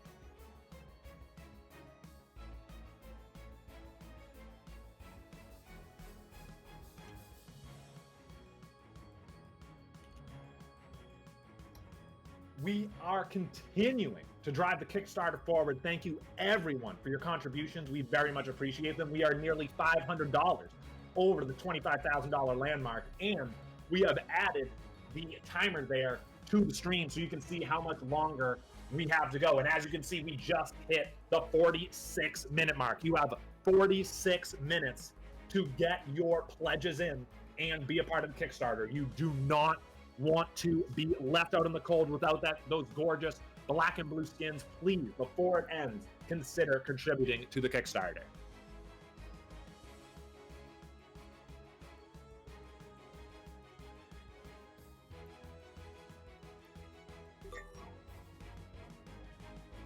All right, some players again to maintain the utmost competitive integrity have reset their games, but they are all set now. This is game number 3 versus 2 veterans, D4C versus Kenpai.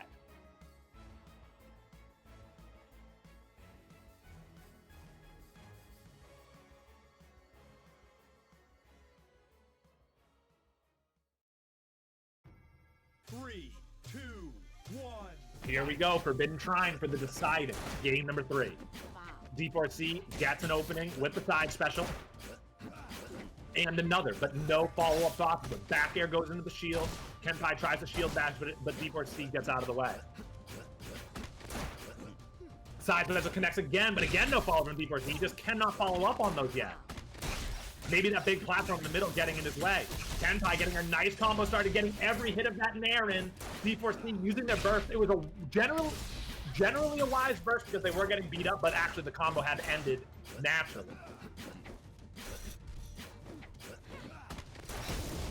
Ooh, the projectile sent back from Kenpai and he used it as an opening. Double up special for Kenpai to get D4C into the blast zone.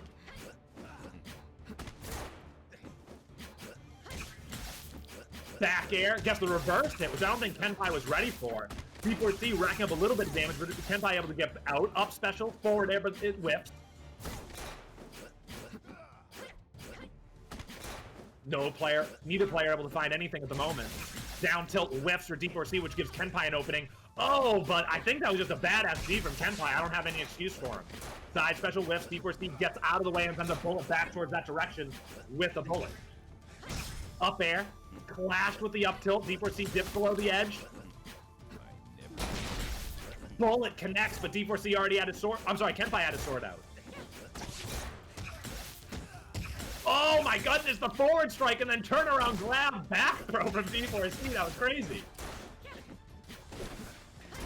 D4C, are you too low? No, he's able to use his guns to get back.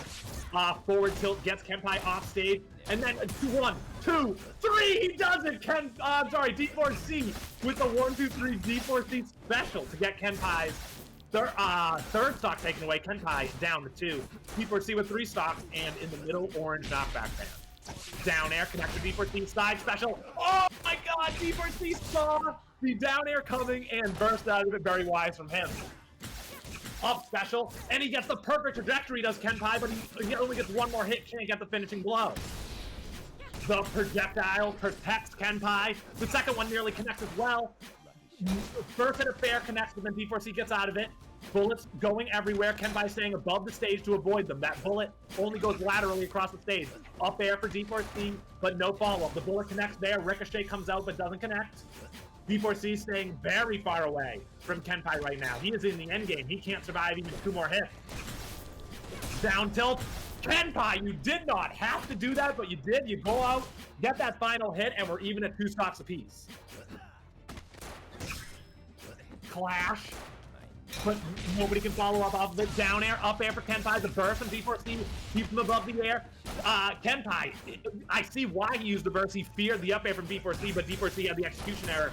So in the end, it is wasted. Back air into the follow-up bullet from D4C, takes that stock, and D4C is in a spot to win this match. Up 2 stocks to 1. That set. He is in the orange knockback band. Kenpai is able to get back with a wall jump. Up special to the platform. The nair. Oh my god, Kenpai is being so ballsy off stage right now, down in stock. I guess you can be, though. He needs to take the stock as quickly as he can. And with taking as little damage as he can.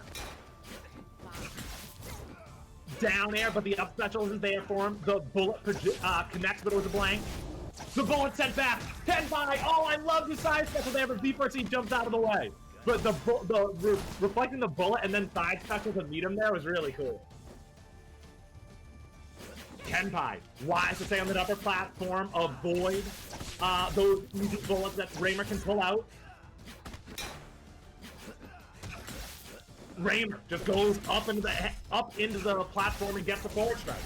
Kenpai up special, and the side special does it. We're even at 1 stock apiece. D4C, though, with a lot more health. He's in a full bar. Kenpai with only 55 health left in that orange knockback band. He eats all those bullets of the up special, and the burst comes out from D4C, who is ill-advised. Kenpai is taking big advantage of the projectile, giving a big opening. Up special, up special. Up special again from Kenpai. We're dead even. Down air. D4C jumps right into that projectile, but Kenpai unable to take advantage. The bullet connects, but there is no knockback. Back air, up air, and Kenpai somehow pulls out game number 3, down 2 stocks to 1, and he does it. Kenpai takes the game and the set 2-1 over D4C. What a set. Good game. What tremendous composure from Kenpai to win that game, being down 2 stocks to 1, and after winning game 1, tremendous plays from Kenpai. Very much earning the fact that he is staying in winner's bracket. GG's to both of our competitors. That was quite a set to watch. And we have Pugs versus Bobby coming up next.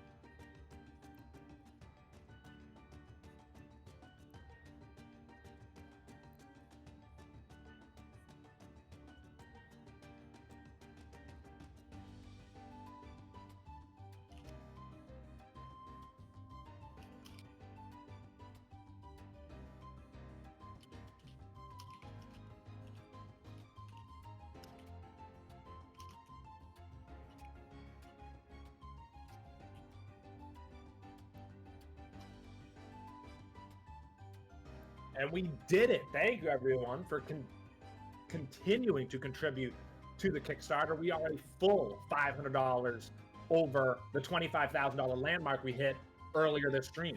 Oh my goodness, look at that beautiful timing as we watch the number rise to 502. We still do have 38 minutes, and that means that we only have 38 minutes to get 250 people into the stream concurrently, so that the SSTJ bonus of $250 is contributing to the Kickstarter before it ends. So please, number 1, contribute to the Kickstarter. If you have not, you only have 37 minutes left to do it. And number 2, please tell your mom, your brother, your friends, the people that you play games with, open up your phone so that we can get 250 concurrent viewers in the stream and get that $250 kicked into the Kickstarter.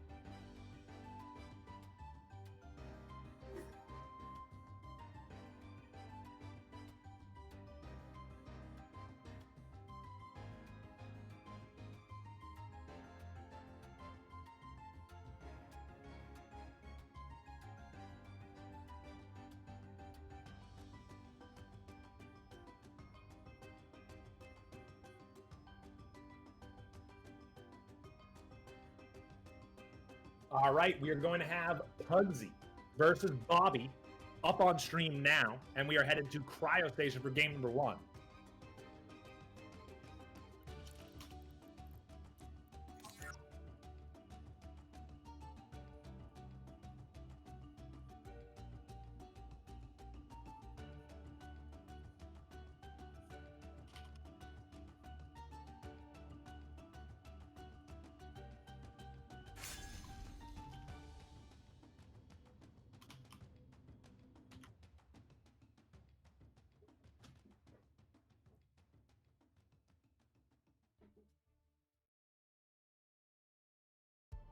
All right, we are loaded in. We got Bobby on the Ashani, Pugsy on that gorgeous, oh my god, golden draw.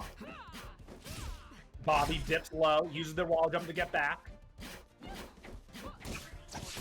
Back air, side special, and another side special the other direction for Pugsy. Super jump down air, gets the bounce, but the middle platform there making it very hard for Pugsy to follow up. Bobby saw the down air coming and used their burst to get out of it. Forward tilt gets Bobby way off stage. Pugsy goes low and then up special through their recovery attempt. Up tilt finally gets a move in for poor Bobby, who's down in the red knockback band. Side special gets a weak hit, but damn, that was nearly enough. Pugsy's definitely feeling himself right now, going that low, maybe not showing Bobby the respect he deserves. Up strike, the first hit of side special whipping there though. Up air, up special, and that will do it. I think, yes it will. Pugsy takes stock number 1. He got off to a really hot start, did Pugsy. But then it took him a while to clean up that stock, but he eventually does and really didn't take too much damage in a great spot, is Pugsy. Oh no, Ashani Bobby put themselves in a horrible position. Pugsy tried to take advantage of it, but they got the weak hit of down air, which sent Bobby up in the air, making it very easier to get back to stage. Mid-air side special works for Pugsy, but only for damage. Side special, spark up special there for Bobby, but they stay off stage. Pugsy recognizes it, and then Bobby recognizes he's going to get beat up, so they use their burst. Their Pugsy using their burst as a last-ditch effort. They had very little health left. Neutral special is heavily punished with that back air and up air from Pugsy. Pugsy up 3 stocks to 2, both players having full health. Down special connects to Bobby, but is unable to follow up. Oh, bunch of down strikes for Pugsy and some sparks in between, of course, to rack up a ton of damage. Down air, and then another as it comes back to stage. Bobby using their burst. Down air again, into an up air, and another. For Pugsy, he takes that stock and is up 3 stocks to 1 now. Racking up so much grounded damage. Bobby can't do anything. Look at Pugsy go. Oh my god, if it were not for that burst, I fear that Pugsy would have taken that stock right there and then. Bobby racking up a little bit of damage. But Pugsy able to get an opening in a down air. Up air, up special, but Bobby able to survive. Both players showing that they have some movement. But Pugsy getting the better of Bobby at every turn and finishing off that stock and game with a 3 stock. Pugsy takes game 1.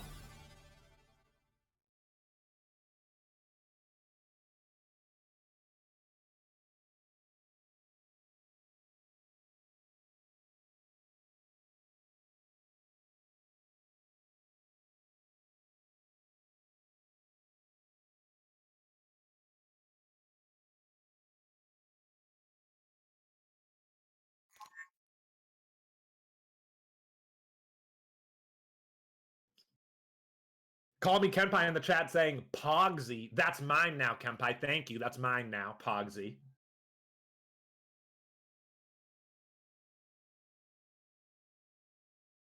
Coronarch mentioning something that I am impressed with Pugsy about, but something that he doesn't derive much pride in, I guess. Like, he doesn't think it's a big deal that he is switching between 2 games right now, playing 2 different games simultaneously, and apparently can just make the mental switch to the other game without doing too much. And as you can see, is performing very well in the tournament.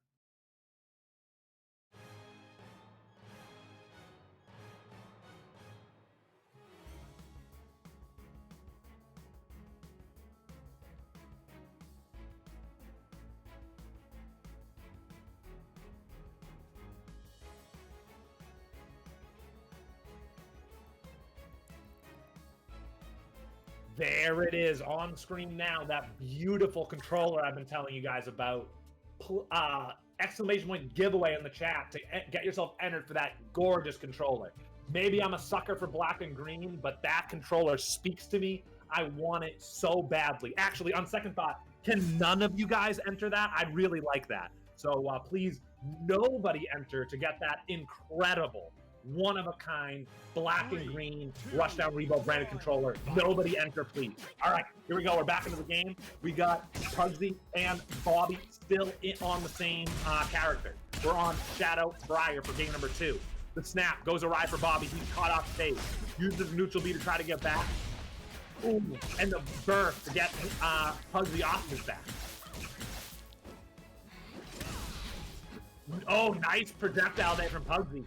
I find that a lot of the Zoorongs are not connecting as many of those projectiles because it rises now. But Pugsy using it to great effect there. Back air and a shiny cannot come back from that. Pugsy out with early 4-3 lead. Burst there from Bobby into a neutral special. Pugsy voluntarily goes up stage and gets back with the ledge. Bot dodging away from that attack and then starting up a combo is Pugsy. He's looking strong. Down tilt dive special forward strike from him now.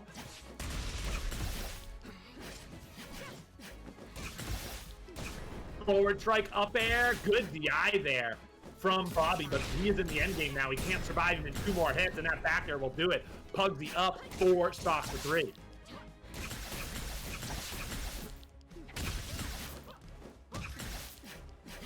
Bobby trying to take this first stock of a Pugsy, but struggling to do it. Oh, the cheeky down air from Pug up there, and then the burst from Bobby to avoid the follow-up up air.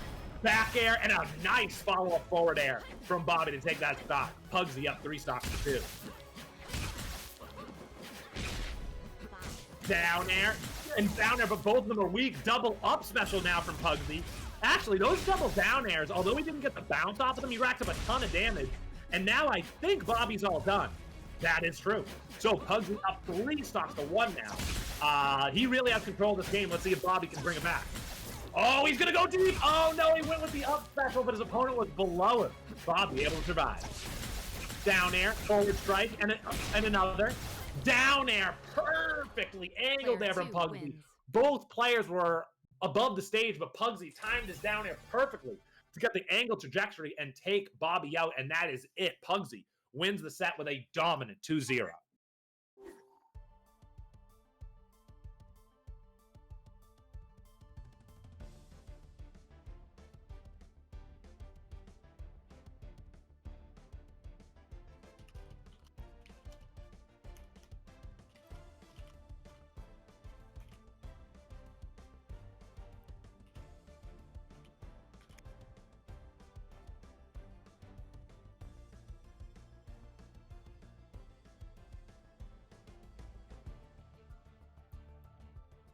Hey, have I told you guys about the Kickstarter? We have a Kickstarter, and there's only 26 minutes left for you to contribute and get these gorgeous black and blue Kickstarter contributor skins. So please, you have 26 minutes left. We've hit $25,500. 10.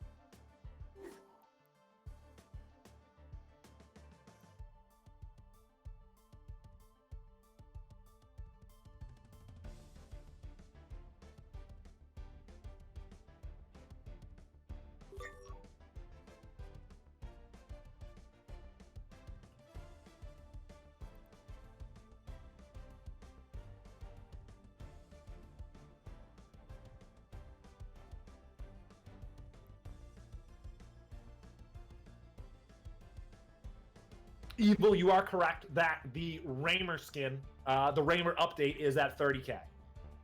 But even if we can't hit that on the Kickstarter, we can hit that on the Slacker and it still counts. Every single dollar counts, and every single contribution, regardless of when it happens, does count.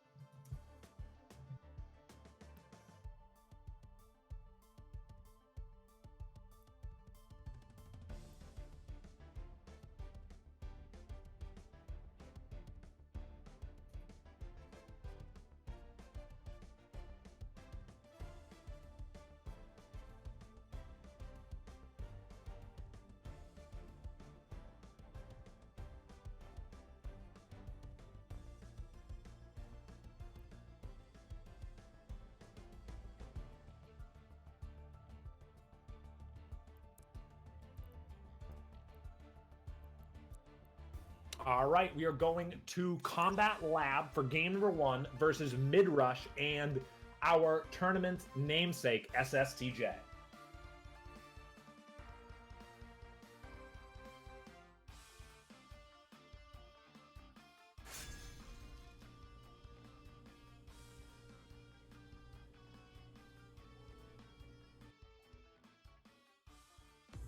Three, two. All right, we got SSTJ on the Urda, MidRush on the Ashani. Both players throwing out their hollows to start the game. MidRush just walking slowly and then gets the forward air and the snap, but missing the follow-up forward strike. Both players dip well below the stage now. Falling there, connects up tilt, forward strike from SSTJ, racking up some damage. Oh, he perfectly times his landing there to avoid the lightning and get the grab. Oh, SSTJ apparently too excited to get his follow-up and getting hit by the lightning there.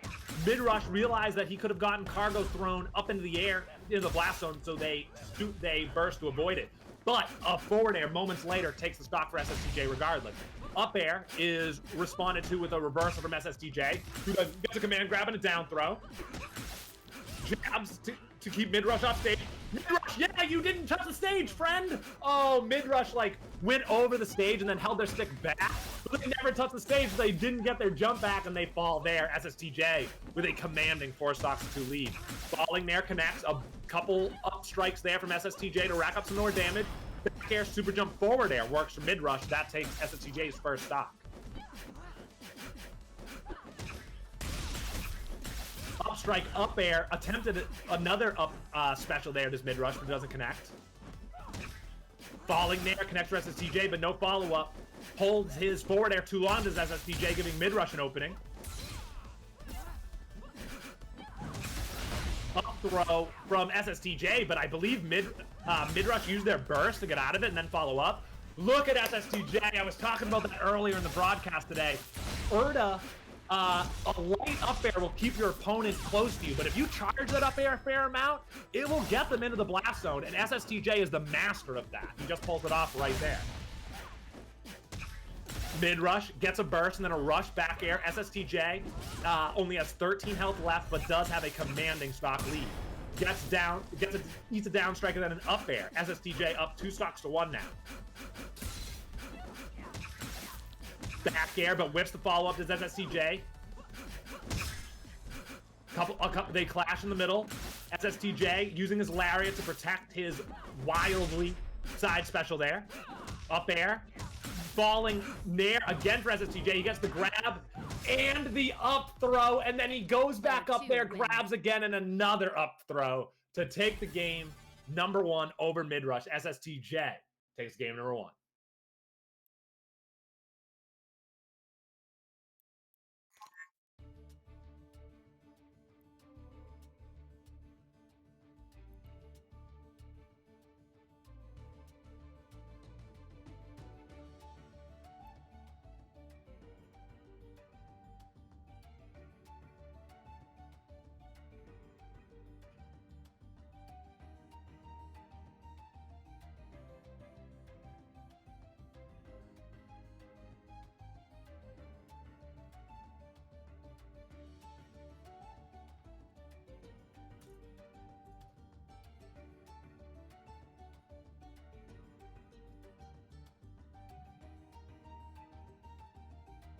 All right, it looks like we are going to Shadowbriar for game number 2 between SSTJ and MidRush.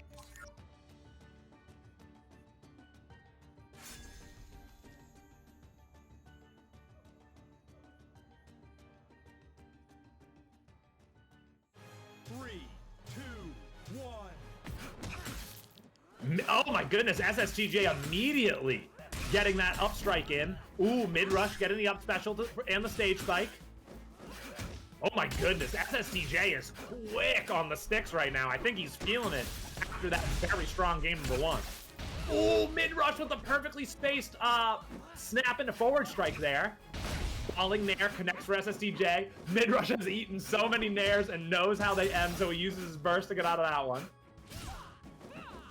SSTJ looking for another one, but then just lands on the ground, gets the grab and the forward throw, and takes the stock that way. Can MidRush take this stock? No, not quite. Hard to do with the magnifying glasses. Ooh, SSTJ with a very smart lariat.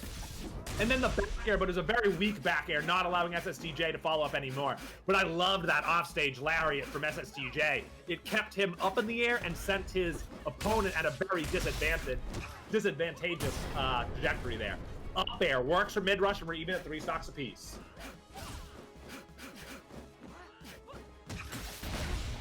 Burst again from MidRush to get out of the early combo.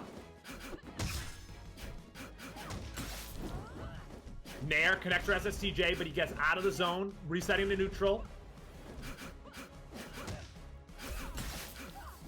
MidRush gets a back air, but they again reset to neutral. For a back air turns into a forward strike. Oh man, what a great down air there off stage from MidRush, but SSTJ wise to use their burst. Forward air won't quite kill. Down air for MidRush, but they flubbed their follow-up. Up air, super jump, up special. Nice super jump there for MidRush. Great way to use their spark. Ooh, SSTJ gets his opponent up in the air, gets the grab and the up throw, and that'll do it even at 2 stocks apiece. Oh my god! Did MidRush just do that from nearly full health? With the charged forward air to kill? Can somebody clip that, please? Holy! Down another forward air.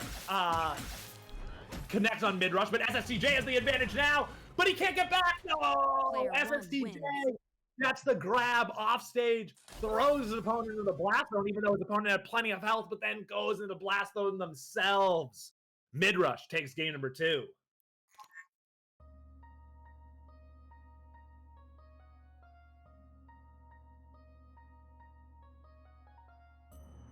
Man, I actually need to see that play from MidRush. Was that a 0 to death?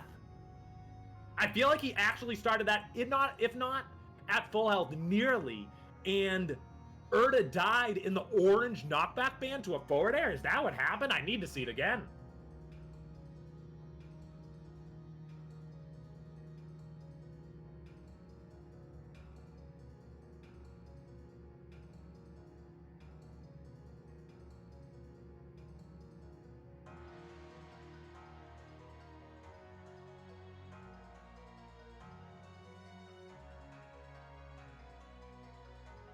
Just waiting on our players to decide where the set will be decided, on what stage.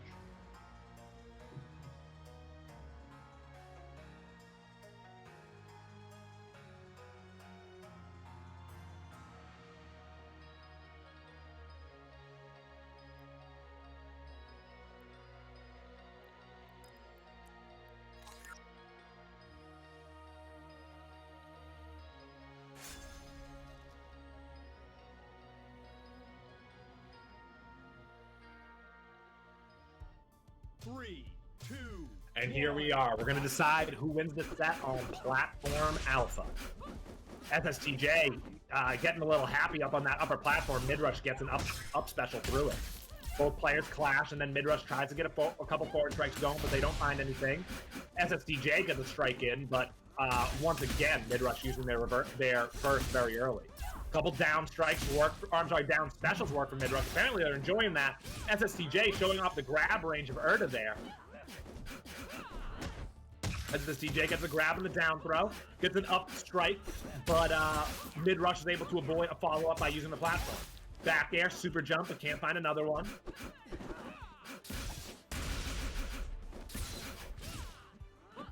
Oh, big forward air whiff there from SSTJ. His opponent just a little bit too high. Oh, and then he got a bounce up the down air, but he already committed to his next move, not allowing him to follow up. Forward throw is enough. SSTJ up 4 stocks to 3. The front flip hits SSTJ. The forward throw. Oh, but that forward air just comes out way too early. Nice back airs. SSTJ just will not let MidRush come back. The only way that MidRush is able to come back is just by taking the fight to SSTJ in midair. SSTJ gets an up throw and an up air. Back air there, up strike, down air. Oh, and he bounces opponent off the stage. And then a forward air to kill. SSTJ up 4 stocks to 2. Let's see what kind of cheese SSTJ tries to pull off having this little help. He actually goes to the middle of the stage and gets an up air and an air, and then a back air, and he survives the clash. Easy forward air kill there for MidRush as SSTJ comes back, but SSTJ still up 1.5 stocks. Forward strike, up strike, but the burst comes out from SSTJ to avoid more follow-up. Down strike. Oh my god, did you guys see how much SSTJ charged up that fair? Oh my god, I think he charged that for over a second, and that is why it killed into that left blast zone. SSTJ up 3 stocks to 2 as MidRush nearly takes that stock. Nair connects the clash onto the platform. Good spacing by MidRush, but good backup plan from SSTJ to pull out the lariat. Forward there is met with a burst from MidRush. Down strike, up air, back air. Oh my god, SSTJ is racking up so much damage right now.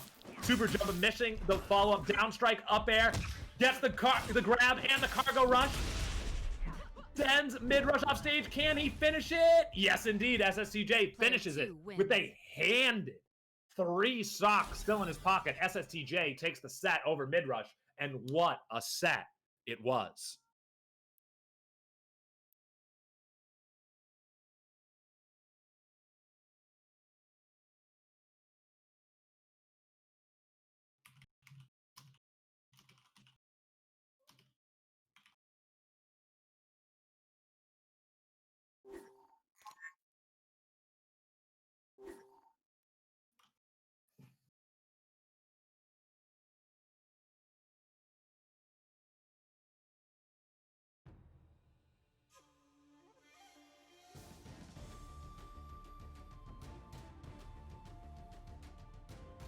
Look at that beauty.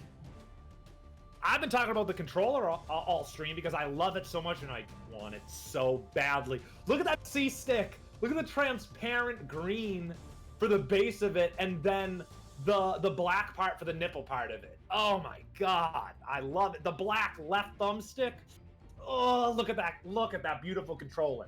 Exclamation point giveaway in the chat to get yourself entered into this giveaway. If you've already entered into the giveaway, there are new things you can do to get more entries.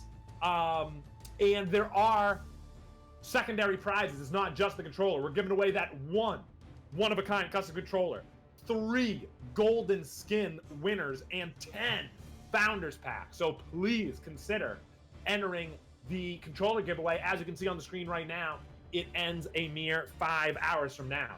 Speaking of things that are ending, we are minutes away from the Kickstarter ending. It ends in roughly 7 to 8 minutes, I believe. Do not leave yourself out in the cold. You have 10 minutes to enter into the Kickstarter, get yourself those black and blue skins, let everyone know that you're a backer of Rushdown Revolt, that you support the game, that you want this thing to grow. Exclamation point giveaway for the controller.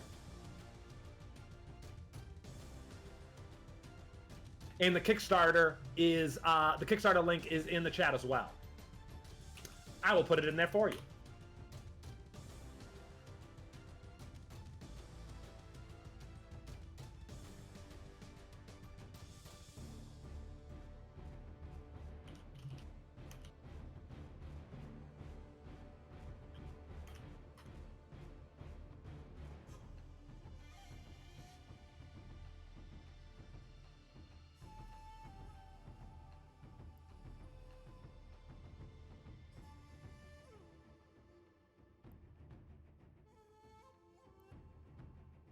Oh, Ataru wants that controller too. No, nope.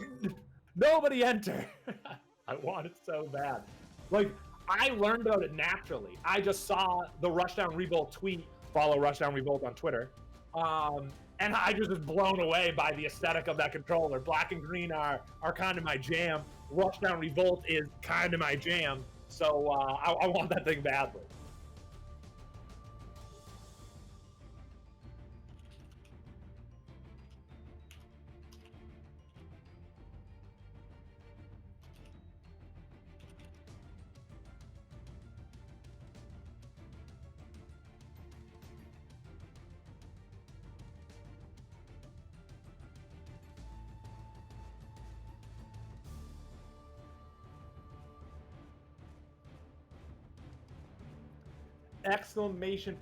!Kickstarter in the chat will give you the link to the Kickstarter, which, by the way, you have 5 minutes to enter. Guys, you know what it feels like when the season ends and you didn't finish the battle pass. You know what it feels like when you play a game and you realize that the people that adopted it earlier have a tremendous skin or item that you will never have.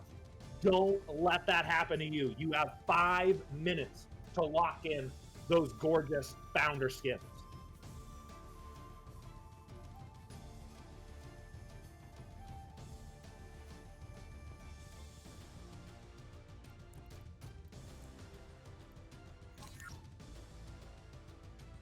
Next up, we are going to have Kenpai versus Pugsy. We're going to Forbidden Shrine, and this is best 3 of 5.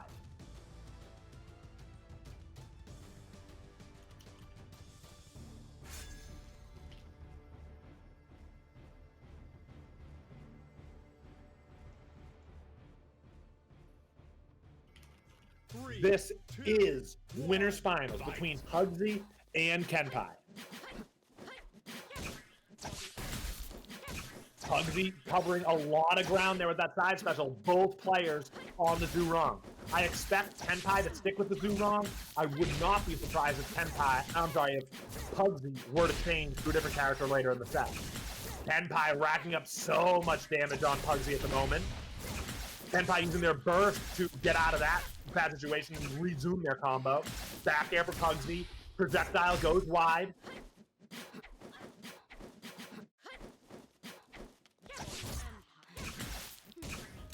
Forward strike into an up air for Pugsy. Charges a second up air, but it's not there. Oh, Pugsy just whipping Kenpai back and forth off the stage to the right there. Both players very low on health. Kenpai in an even worse position with only 6 health left. Pugsy still in that early orange knockback band. Back throw from Kenpai is bursted away from Pugsy. Neither player committing right now. Pugsy gets a down air and it then charges up a forward air to, a super jump and a charge of forward air into that first kill. Pugsy draws first blood and is up 4 stocks to 3. Oh my god! What? Pugsy with the triple dip! That's when you go to the ice cream parlor and they give you caramel, strawberry, and hot fudge. Oh my god. 1, 2, 3 down airs, and even a burst could not keep Kenpai above the blast zone. Pugsy up 4 stocks to 2. Pugsy, though, in the endgame now, finally. Will that take his stock? No. Pugsy can still survive 2 more hits. Pugsy playing defensive, but... Oh, and then opens up, gets a little bit of damage on Kenpai. Back air, super jump, and that would have killed even without the endgame, but it were the endgame. Kenpai takes a stock, and Pugsy is up 3 stocks to 2. Oh, Pugsy gets his opponent off stage and immediately down airs 3 stocks to 1 Pugsy. This is his game to lose now. Pugsy continuing to rack up damage. He won't stop. Will he finish? Oh, Kenpai feared the finish as I was excited about it and used their burst to get out of the way. Side special from Kenpai misses. Pugsy taking big advantage. Protecting the ledge now. Down air. Oh, is that enough? No, not quite. Kenpai able to get back. Side special whiffs. Up air connects. Super jump down air. He gets the bounce, but it was a clash, so he can't follow up. Down strike. Down air, but it was a weak hit for Kenpai. Ooh, but nice follow up on the side special from Kenpai. And another.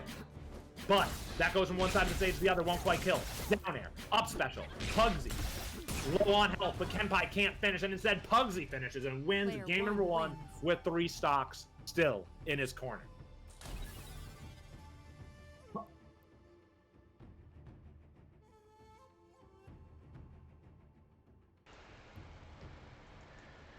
Yo, we've got 4 minutes left.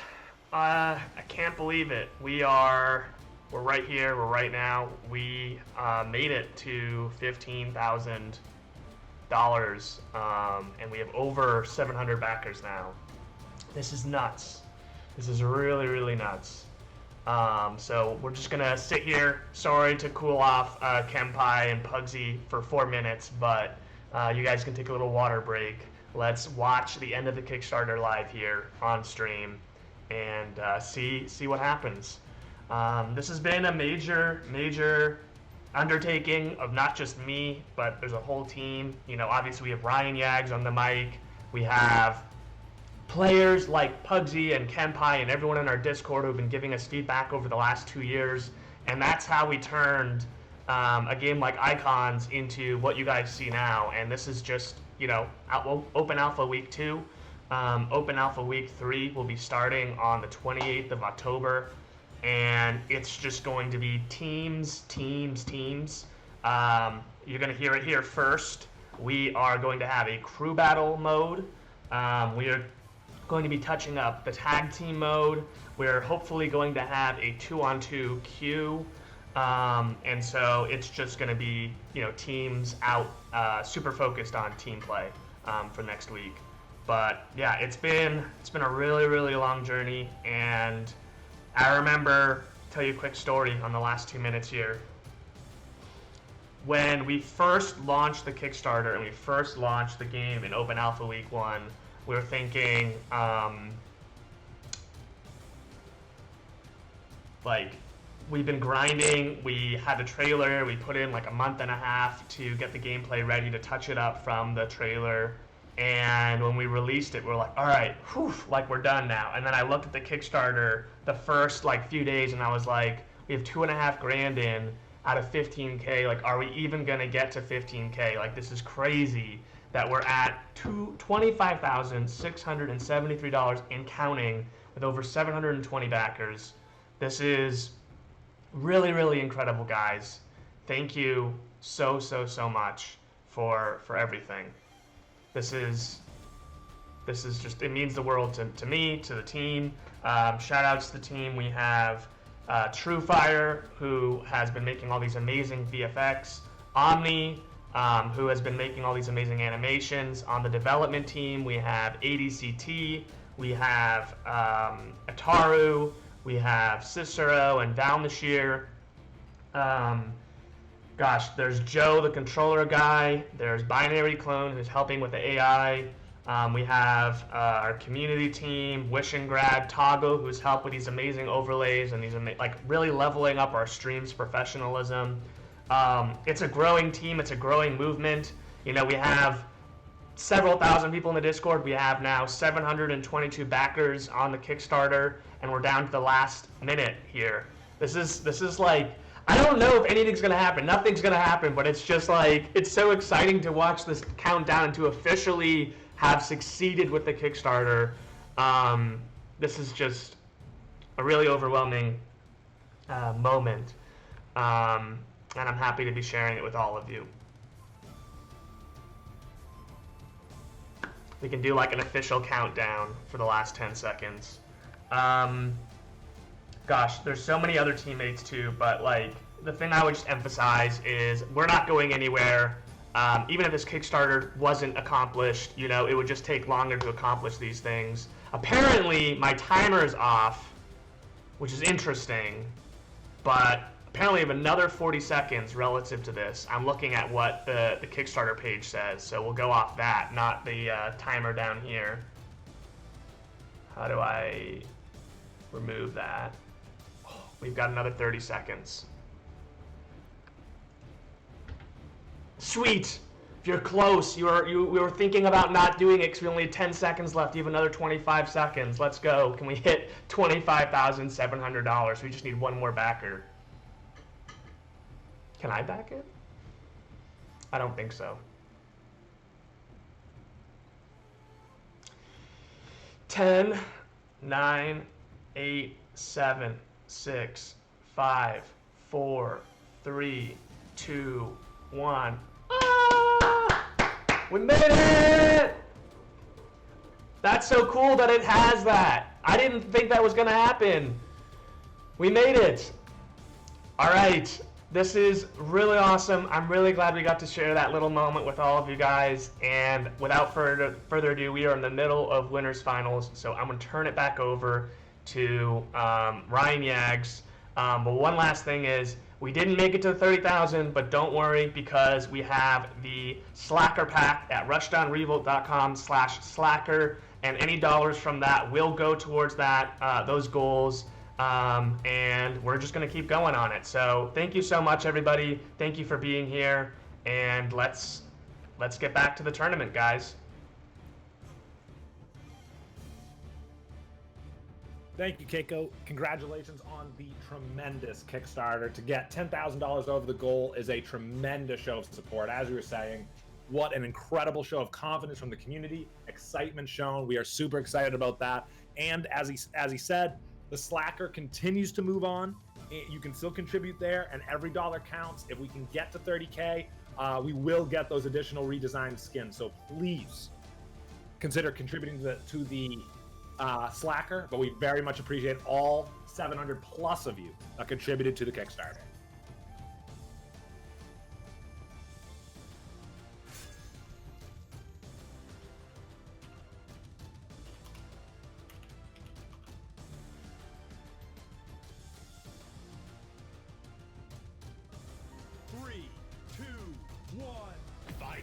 All right, Pugsy versus Kenpai. Kenpai slowly walking away, and it actually works.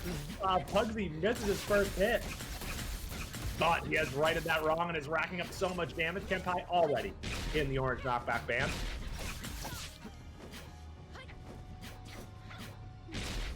Ooh, Kenpai whipping 2 hits there, and Pugsy able to make him pay for it.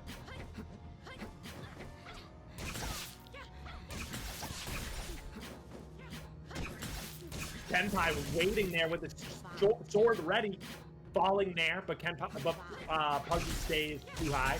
Kenpai again with that slow, graceful walk. I'm not sure what that is, but it appears to be working.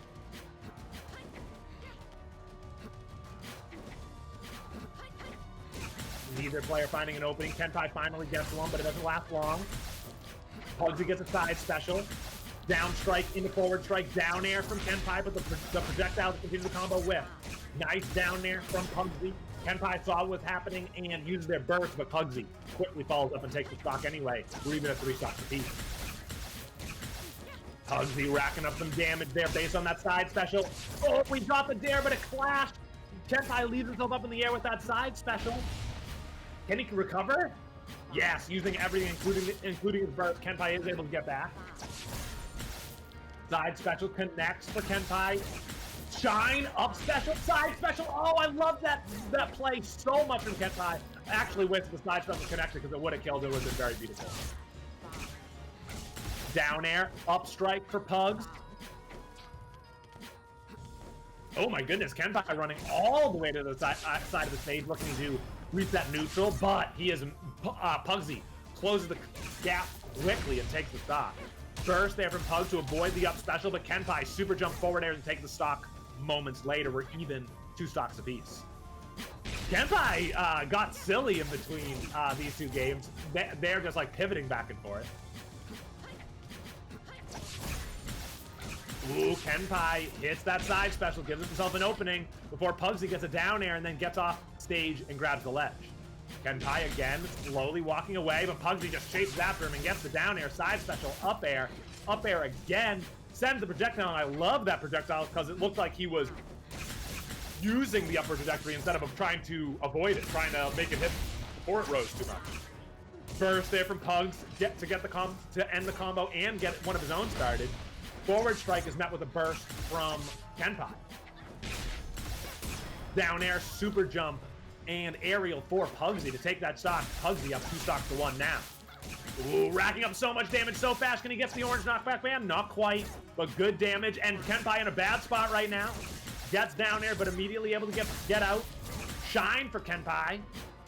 Knocks Pugsxd into the red knockback band. Nice ledge play from KenPai to force Pugsxd to recover onto the stage. Back air and a nice follow-up there from KenPai. We're even at one stock apiece. KenPai, though, with half the health of Pugsxd. Oh, but Pugsxd doesn't even let it last long. Getting that dare with with KenPai over the platform, and that will do it. Pugs is over 2-0 now.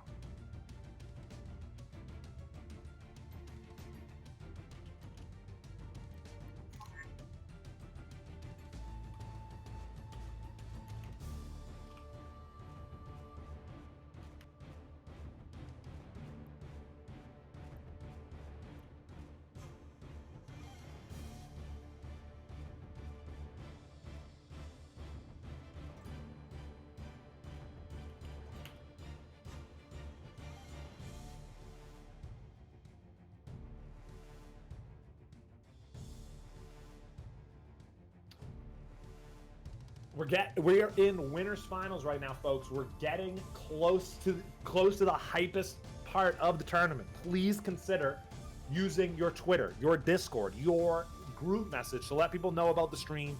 Twitch.tv/Rushdown Revolt. If we can get 250 viewers, that's a $250 bonus.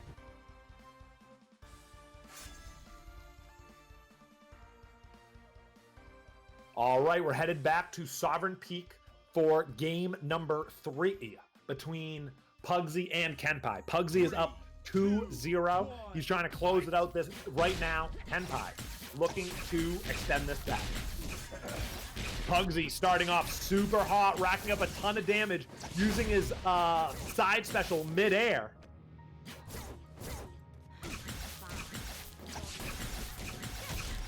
Oh, KenPai doing a Pugsxd-esque combo there.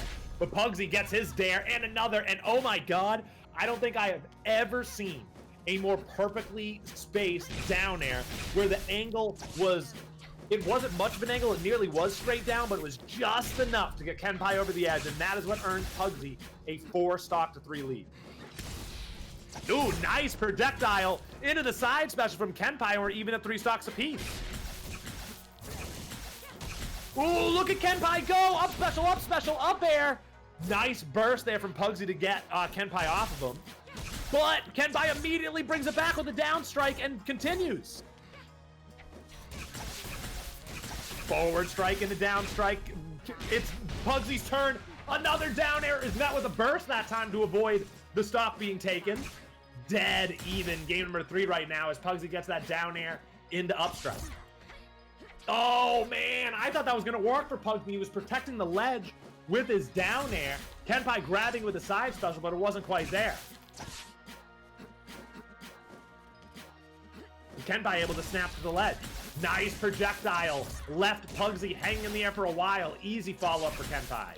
Side special, forward air, up special, another up special, and a side special for Pugsxd to finish off that stock. He's up 3 stocks to 2, but low on health himself. No!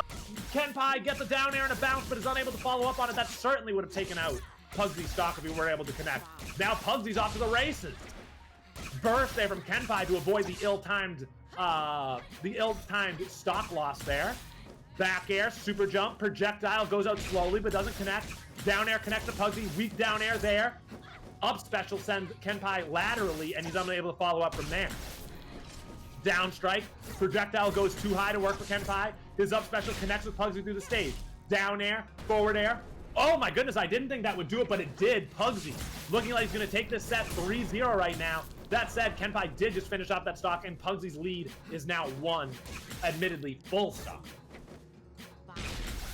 Down air connects, up strike, up air, up strike again for Pugsxd. Gets off stage and gets a down air, but he got the weak down air. KenPai can't do anything, he's just stuck in the air.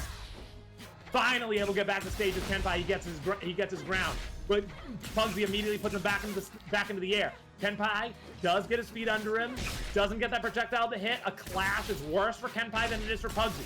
Pugsy gets a down air, gets out to the stage, side special, and up air, I believe, to finish off the game, the set, and the match. Pugsy wins winners finals 3-0 over Kenpai and is going to be sitting in grands waiting for the result of the loser's bracket.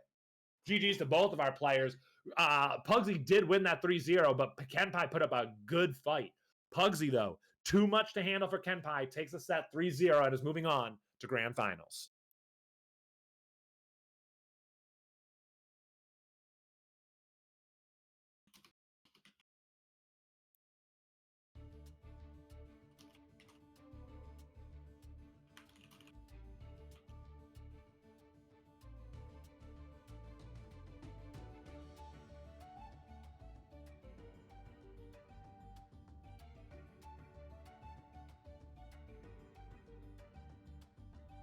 Next up, we are going to have Bobby versus the winner of Proto versus Milk.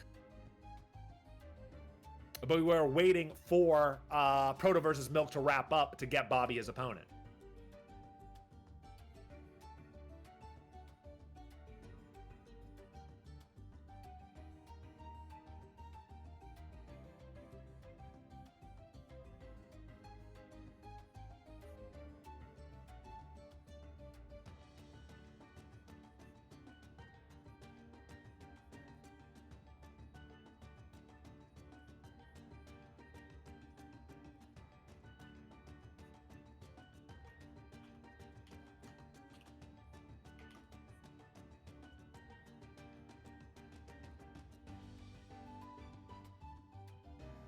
I don't feel whole anymore, chat.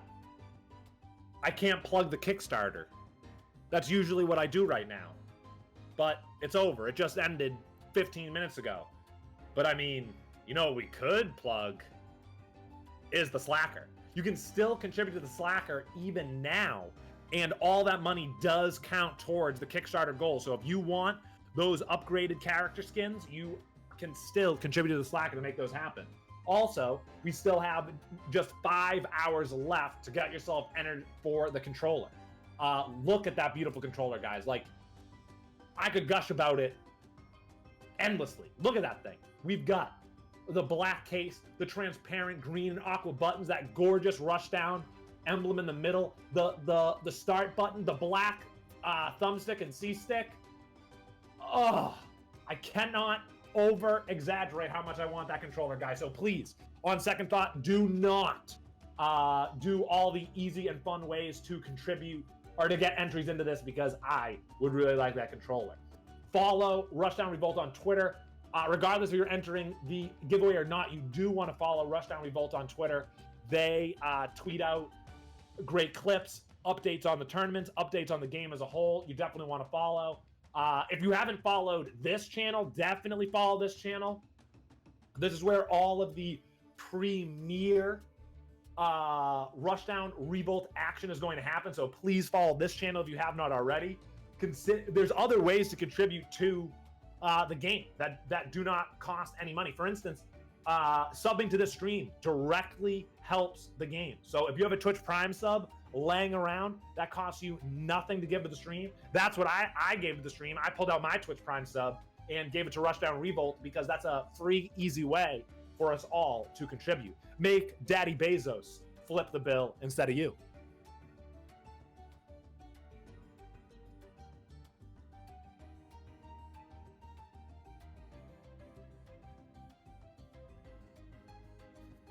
Exclamation point Twitter in the chat. Exclamation point Facebook will give you those links.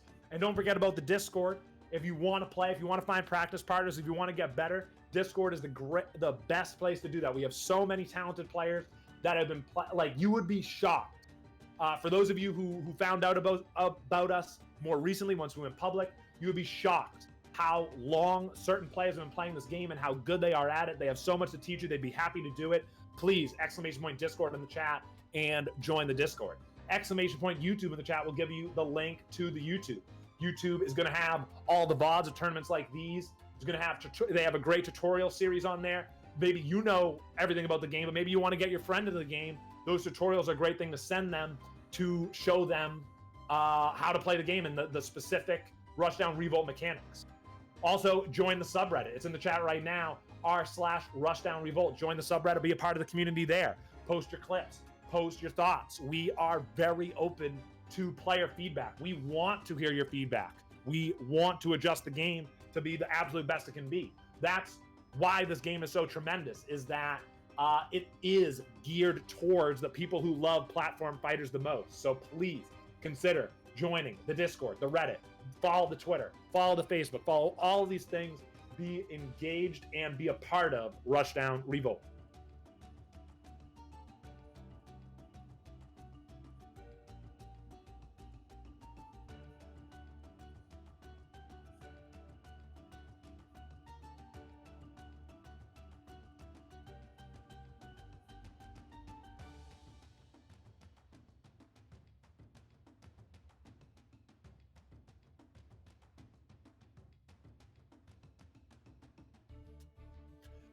Hey, the man himself, Evil. Thank you so very much for subscribing to the Rushdown Revolt channel with the tier 1 sub. We very much appreciate that.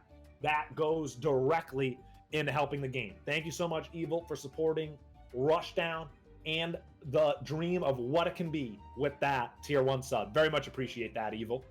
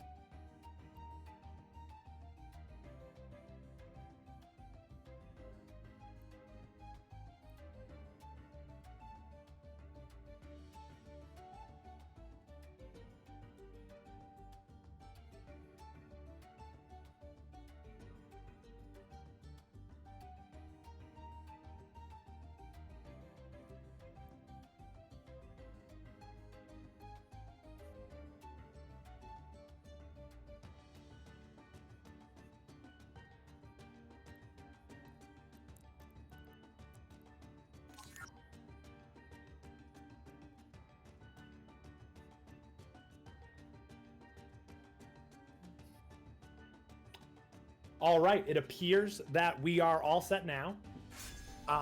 We are headed to Cryo Station for game number 1.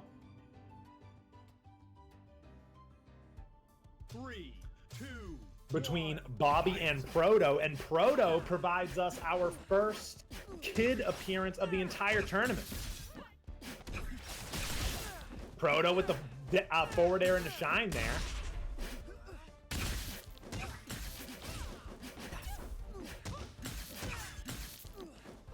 Ooh, Proto going super deep there to try to get that forward air. It's not there for him. Forward air for Bobby, but it's not quite enough. Oh, the lightning of the snap connects with Proto, even though I thought it was too high. Oh, but Bobby overcommits and loses that stock early after he was doing a good job. Proto with a 4-stock to 3 lead. The neutral B goes wild, and Proto takes advantage, but only in a small way. Oh, that super jump from Proto. I don't think he meant to do that. Jumping well over his opponent. Oh my goodness. Bobby dipping underneath the side specialing kid. Nice play there from Proto. Short hop, and then he threw out his forward air very low. Back air connects to Proto. Bobby under the stage, but is able to recover. Up special from Bobby. Can he follow up? Oh! Proto waits for, gets the side special as he recovers, and then Bobby uses the reversal, but the stock is taken anyway. It's 4 stocks to 2 in Proto's favor. Exchanging blows back and forth there before Bobby is able to get an up special and take their first stock of the game. Proto up 3 stocks to 2 now.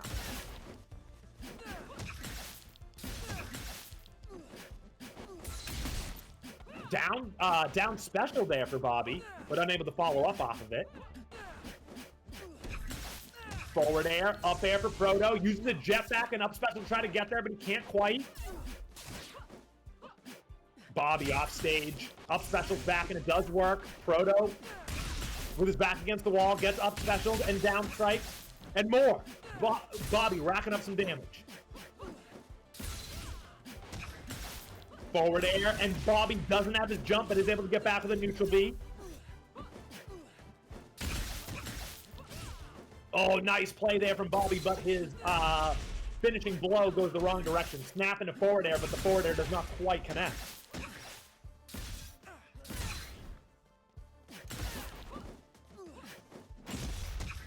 Oh, that down. I like that idea from Bobby with the down special, but wasn't quite there. Proto able to avoid it. Oh, and then the neutral special goes the opposite direction. I don't think that was a bait, but Bobby bid on it, and then Proto was able to, Proto bid on it, and Bobby's able to take advantage. Proto up 3 stocks to 1 right now, looking very strong. Luckily, he's going to take game 1. What a combo right now. Good adjustment from Proto when his opponent landed on the upper platform. The lightning of the snap connects with the falling kid. Side special nearly kills a shiny in the opposite blast zone. The shine connects with a burst. Down air works for Bobby, but Proto uses his burst to get out of that. Up special connects for Proto. Ooh, but Bobby able to take that stock and shave the lead down to 1. Proto though, shine into up air to take game 1 with Player 2 stocks and wins. nearly a JV3. Proto takes game 1 handedly. This, by the way, is losers quarters and is only a best of 3. I remind you of that because we did have a best of 5 on the stream earlier, but we are backwards in the bracket now, and in a best 2 out of 3, Proto takes game 1.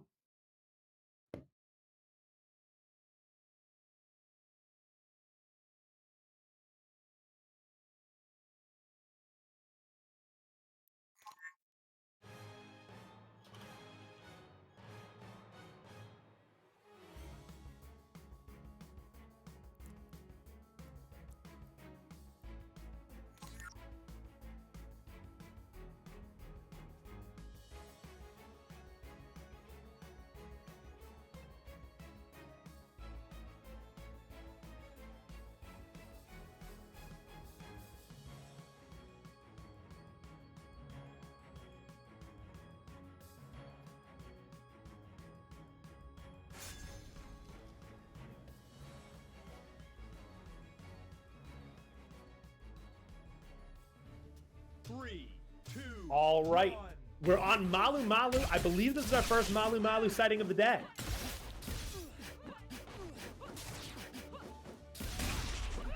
Bobby actually opens with an up special there. Proto gets up air through the platform. Nice little combo from Proto. It continues. Nice shine to continue it even farther. A clash there is good for Proto as he follows up on it with what I believe was a back air to take that stock. He draws first blood. Forward air and the shine. The back air whiffs for Proto, but he follows up with another shine. It's interesting to see how different Proto and other players like Pugsxd play Kid. Proto not big on the nair, more big on the forward air for his opening. Forward strike connects for Bobby, but then he whips his follow-up and then does a desperation down special, and Proto takes advantage. Forward air, get Bobby off stage. Proto conservatively edge guarding, if you can even call that edge guarding. Big neutral special from Bobby, but he went back to stage too much. Back air works, though. Even 3 stocks apiece. Little combo started here for Bobby. He tried to follow up with that lightning with a down tilt, but it wasn't quite there. Up strike whips. They clash in the middle. Proto goes flying forward the nair, would have missed, but he whiffs, but he goes back to his favorite, the forward air. Try to get another hit. Shine gets a shiny up in the air, but she just disregards it and does her own little combo. Up air for Proto, a shiny, trying to recover, dips low. Gets back to an up special. Oh, Bobby had a nice combo there going, but couldn't quite finish it. Shine in the up air, but the up air whiffs. Up air won't quite do it on the very tall but narrow Malu Malu. Up special is weak for Bobby. Down strike, up special, and that will certainly do it. Bobby up 3 stocks to 2, but is in the end game themselves. And that up strike will take it away, even at 2 stocks apiece. Whoa, nice little combo there from Proto. Bobby somehow was able to get out of it. Nice shine into forward air for Proto. Forward air for Bobby in an up special, sending Proto off stage, but he was able to recover. Burst comes out from Bobby to avoid that follow-up. Oh, big neutral special. Predicted by Proto, and the reversal comes out back air to clean up the stock. Proto up 2 stocks to 1. Big forward air, and that does kill. Oh my goodness. Malu Malu showing its size there. Proto racking up a bunch of damage using that shine and back air. Avoids the snap, but there's just so much real estate that snap takes up that he was not able to follow up. Forward air, and then waits under the platform with an up air, but a shiny wise to lead the stage. Back air, and oh my god, Player 2 wins. that back air just kills outright, and Proto takes game 2.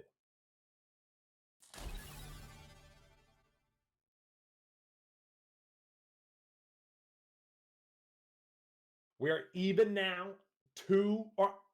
Wait, I may be mistaken. Did Proto win to both of those? I believe he did.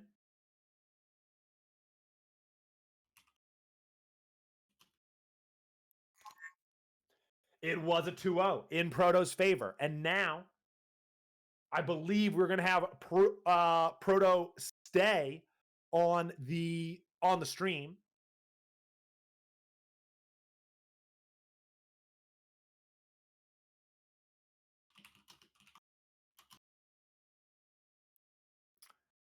And face SSTJ, but let me confirm that for you.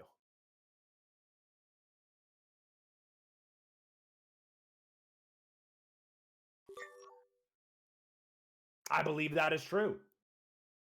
Proto versus SSTJ in losers semifinals is coming to your screen very soon.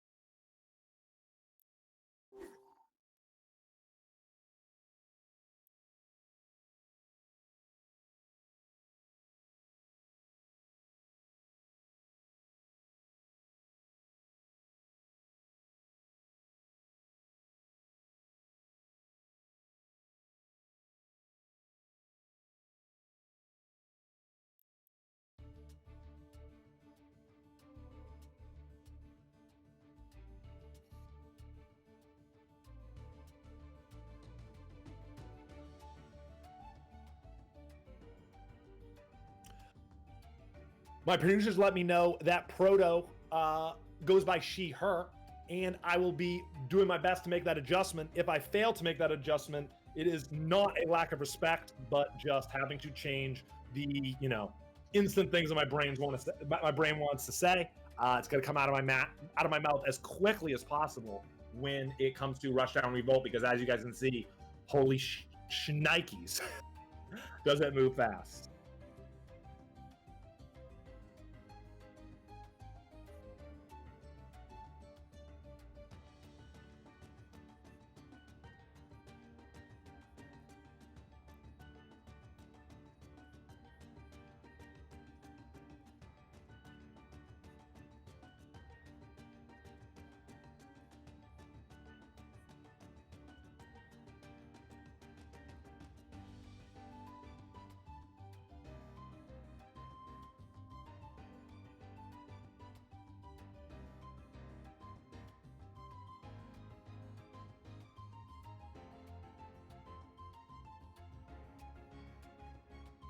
All right, I believe Proto and SSTJ are making their stage strikes now. They are in the lobby. We are waiting just for them to select their stage, and then we'll get it going. This is going to be losers semifinals and a best 2 out of 3.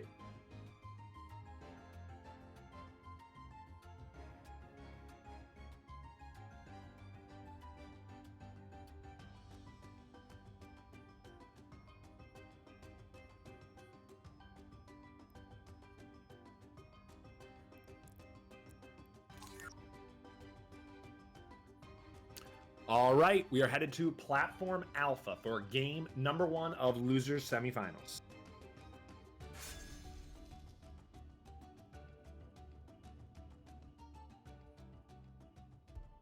Three, two, Proto on the Kid, SSTJ on the Erda.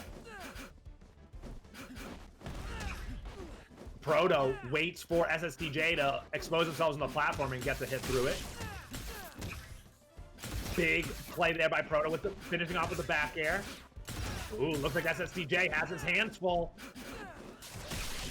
Shine for Proto into the forward air and tries for the up special finish, but it's not there. Side special into the ledge. Back air, up strike, up air for SSTJ, and another up air. Oh, super jumps too far for that down air to connect, does SSTJ. Forward air for Proto, waiting on the side. SSTJ able to get back and hit a forward air. Proto goes super low, then uses their up special first, and then gets back to stage. That was pretty cool. Burst from Proto there to avoid the up air finish from SSTJ. SSTJ able to get back and rack up a ton of damage. Tries to get a fastball forward air, but it's not there. They hit the ground, but a grab and a throw works for SSTJ. They are up 4 stocks to 3. Up air connects for Proto and is dead even again at 3 stocks apiece.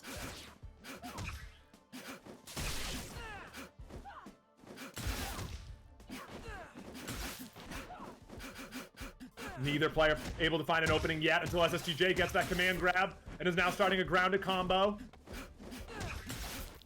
Back air connects for Proto, but no more. Grab, up throw, super jump up air, but Proto avoids.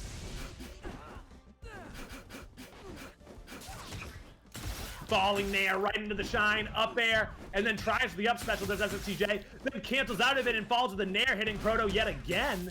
Proto waits out the attack and then attacks themselves. Big moves. Up air, super jump up special, but SSTJ wise to use their burst to avoid that up special kill. Nair connects, super jump, nair attempt, but it's not there. SSTJ just grabs Proto right out of the shine.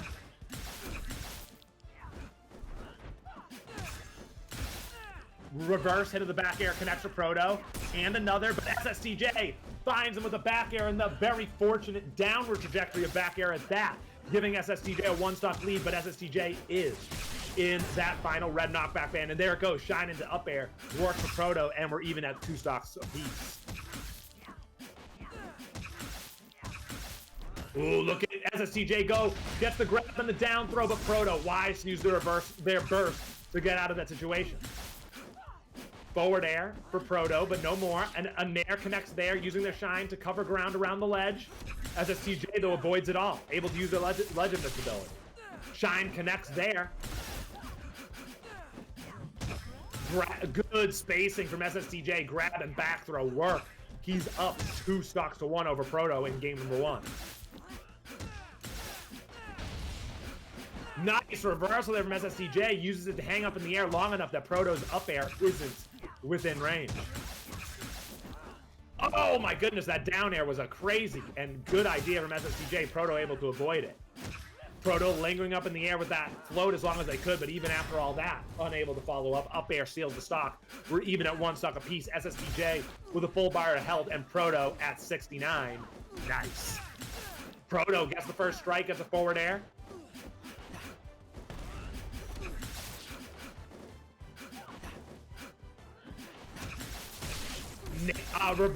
Nair, floating backwards. Nair starts that combo for Proto, and they brought it all the way back. We're dead even right now. This is anyone's game. Nair. Oh, the burst from SSTJ comes out too early, and then he lariats, and maybe, I don't know if he didn't have the recovery options to get back, or just didn't believe he could get back, but SSTJ falls, and Proto takes game 1.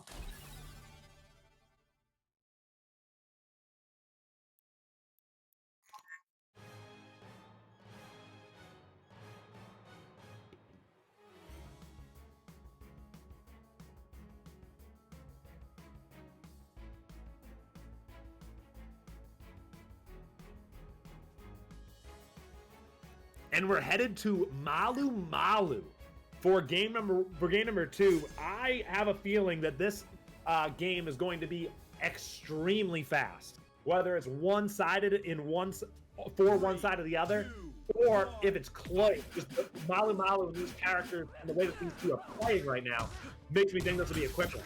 SSTJ gets the first opening and racks up a ton of damage. Proto already in the orange knockback band. Proto comes back and gets a nair, tries to shine, but it whiffs. Proto racking up a little aerial combo themselves before SSTJ gets out of it.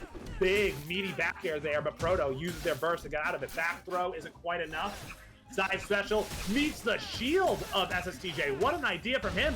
But Proto with the aerial combo using their spark and float so well there to keep SSTJ in the air. We're dead even until that forward throw takes an early lead for SSTJ. Oh, nair into the shine works for SSTJ, and they're racking up more damage. Can Proto get a move in edgewise? Yes, they can. Back air. And down air. What a down air from Proto. They timed it perfectly so that only the third hit, the important hit, connected. What a play. 3 stocks apiece now. Oh my god. SSTJ with a great aerial combo there, shoving his opponent down to the ground. Gets the grab, the cargo rush and the throw, but it's not enough. Proto's still alive, able to recover. Forward air, up air, but their opponent was too low for the up air hit. Back air connects and works. SSTJ up 3 stocks to 2.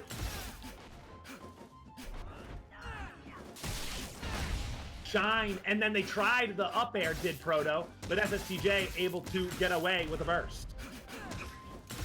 Back air for Proto, and then a super jump nair, but it wasn't quite there. SSTJ able to avoid. Oh, nice combo there. 2 or even 3 grounded up strikes there, separated with sparks from SSTJ. Then SSTJ protects the side B recovery into the ledge with the down air. SSTJ looking like he's going to take this game number 2 very quickly as predicted. Gets a grab and a throw, racking up more damage is SSTJ.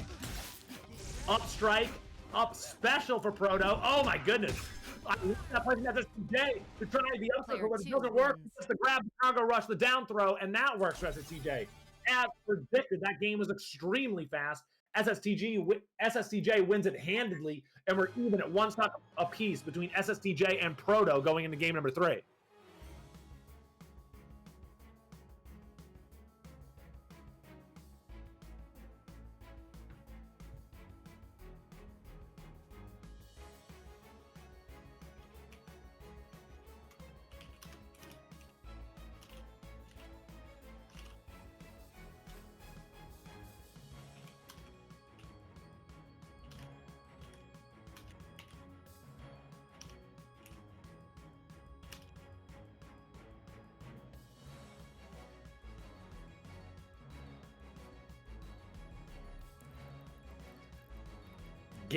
The deciding game number 3 will happen on Sovereign Peak.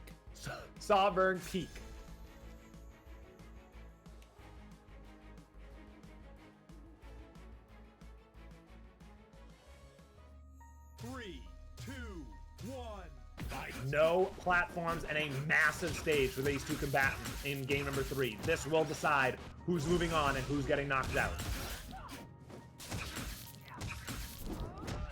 Ooh, nice play. Can you get that up throw? Ooh, we'll never know because Proto, wise to use their burst. I do think that would have gotten the kill off the top. Proto, very low right now. SSTJ, able to get back to stage though. A clash there. Works for SSTJ as Proto needs to recover using the ledge. Ooh, Proto with a good DI to avoid that forward air follow-up. SSTJ with a follow-up of their own to finally take that stock. They are up 4 stocks to 3. Back air. Oh my god, I love that play from SSTJ to back air and then spark and keep their momentum and then try to forward air on the other side. I wish it hit. Back air for Proto. Up air whiffs for SSTJ, which they tried to use to protect their recovery.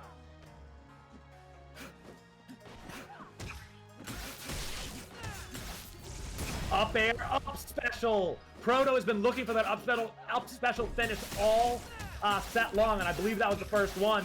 Oh my god, Proto showing their mastery of both Kids Float and Rushdown Start there with that aerial combo. Great showcase.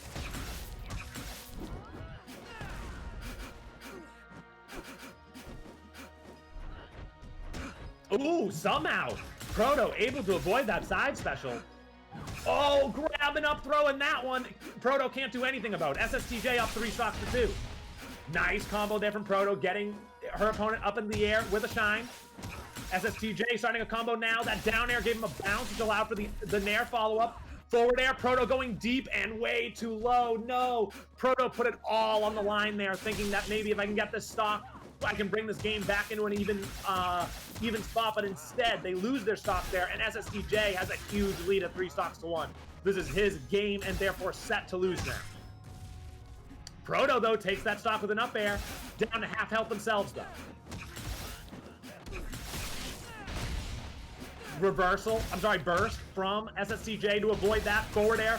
Oh, but then Proto uses their reversal, but SSTJ was prepared for it with the up special to finish it off. SSTJ takes a close back and forth set, 2-1 over Proto, moving on to, I believe, yes, losers finals.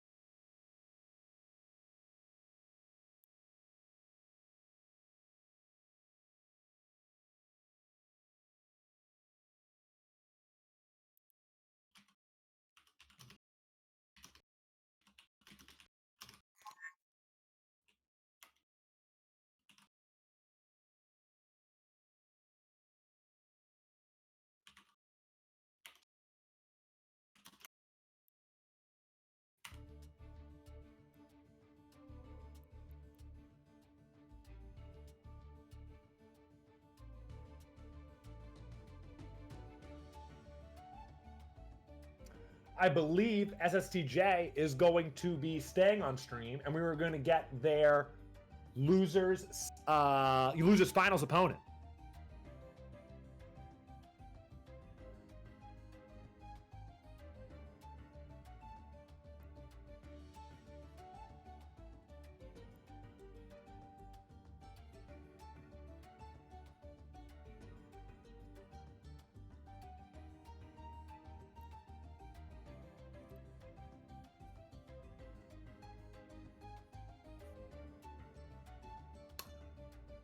Yes, it has been confirmed. SSTJ versus callMeKenpai will be losers finals, and that is what we're lining up for you guys on stream right now. Sit tight.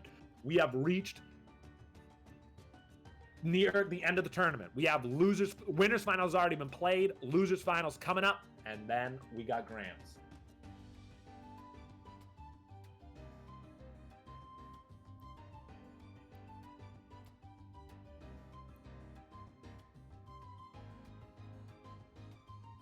This is the perfect time to let people in your circle know about the stream. Use Twitter, use text, use Discord.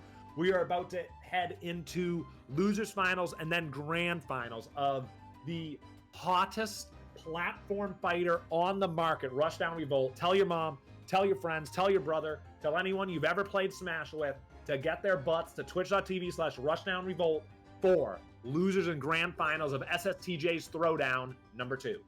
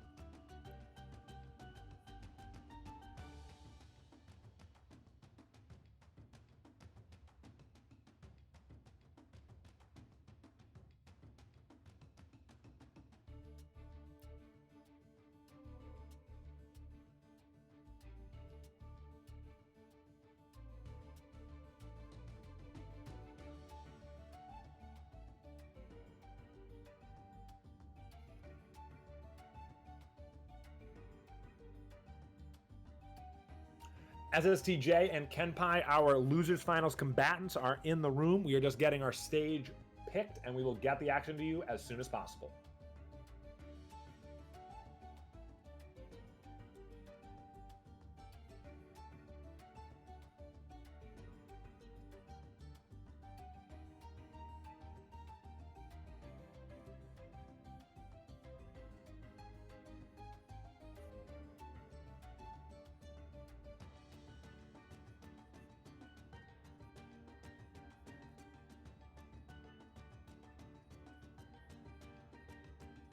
All right, it's been decided that it will be Cryo Station for game number 1 of Losers Finals. Quick heads up that this is a best 3 out of 5, as it is Losers Finals. Here we go.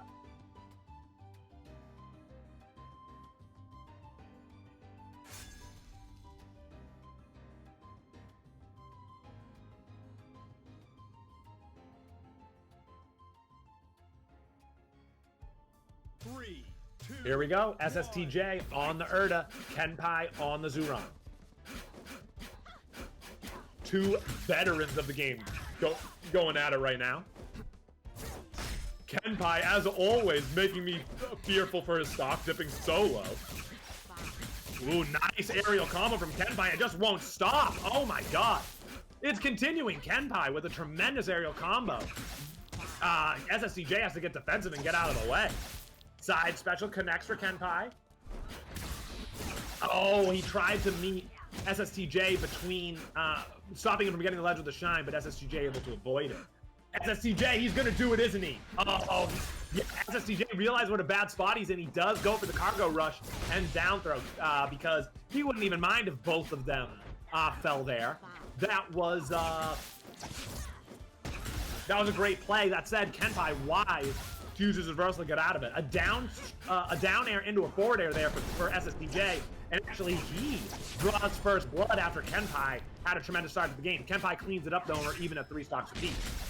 A clash into a down air and a projectile from Kenpai. SSTJ whips his down tilt, which gives Kenpai an opening. The nair connects though for SSTJ, which gives him an opening, and he's taking big advantage of it. Kenpai starts his own combo now. Side special whiffs. Clash there, but SSTJ gets the better of it. Whipping his side special, but then lariating, popping Kenpai up into the air, and then getting a huge fair. And I think Kenpai had a ton of health there when he just ate that fair and died. Great play from SSTJ. SSTJ jumps directly into that projectile, then gets sent off stage. Back air connects the side B. Doesn't have enough range though. SSTJ takes advantage of the whiff side B, continuing to rack up damage. Whiffs the side special, but then again turns into lariat. Twice now, Kenpai has done a good job to avoid the side special, but then just gets lariat and the combo happens anyway. SSTJ has a nice flowchart for this character. Oh my goodness, SSTJ pops his opponent up into the air. Big forward air to finish off the stock. He's up 2-1 in this first game of Losers Finals.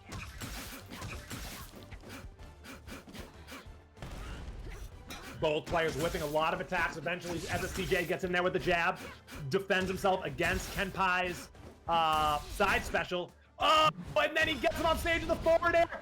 Then he grabs him off stage with a forward throw that would have killed if it were not for Kenpai's burst. Will that kill? No, but that final up air will. SSTJ has Kenpai's number in the second half of that game, earning them a game 1 lead, 1-0 in this Losers Finals.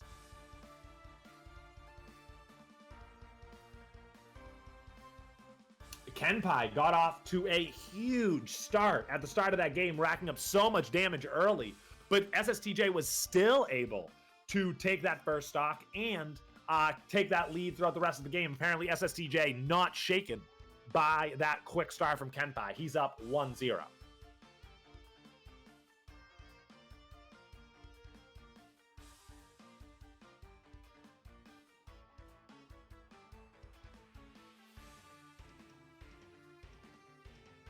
We are headed to Combat Lab for game number 2 of this Losers Final set.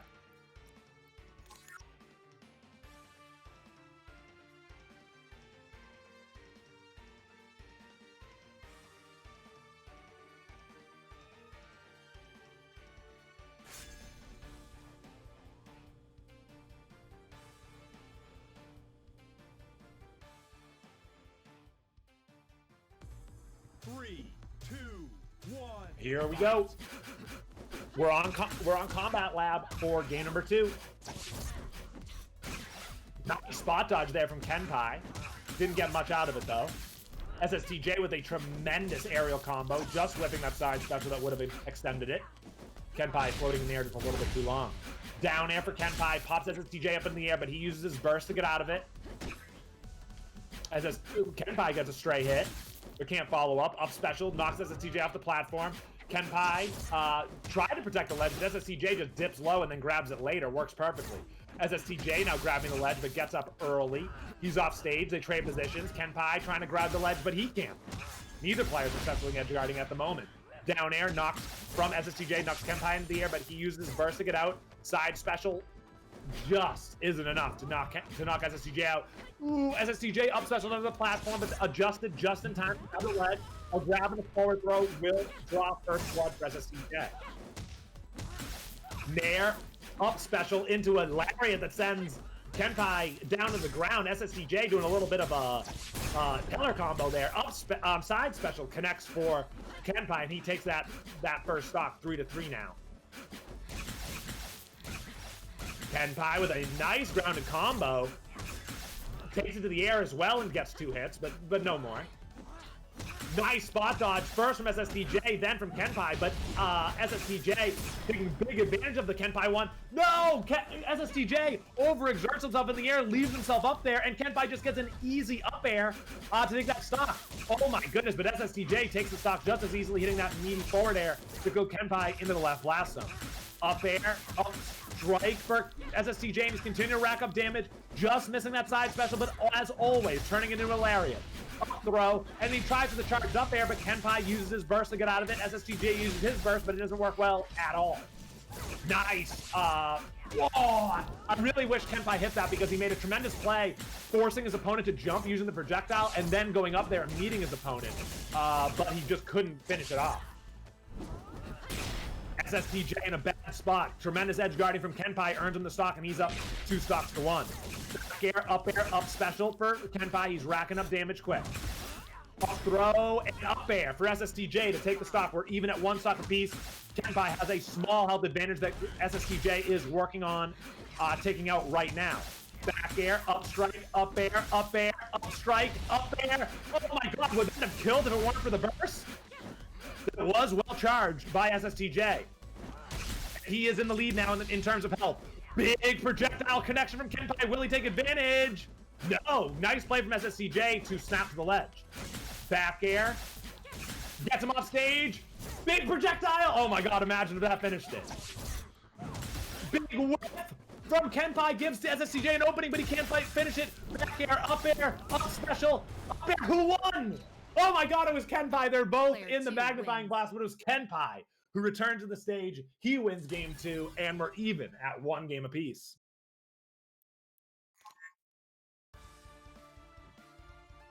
That was a crazy game that absolutely could have gone either way. Both players were killing their opponents when you normally wouldn't think that would be possible at health levels and positions on the stage that you wouldn't think. But both these players pulling out some amazing plays in that game number 2. We're even at 1 game apiece between SSTJ and KenPai.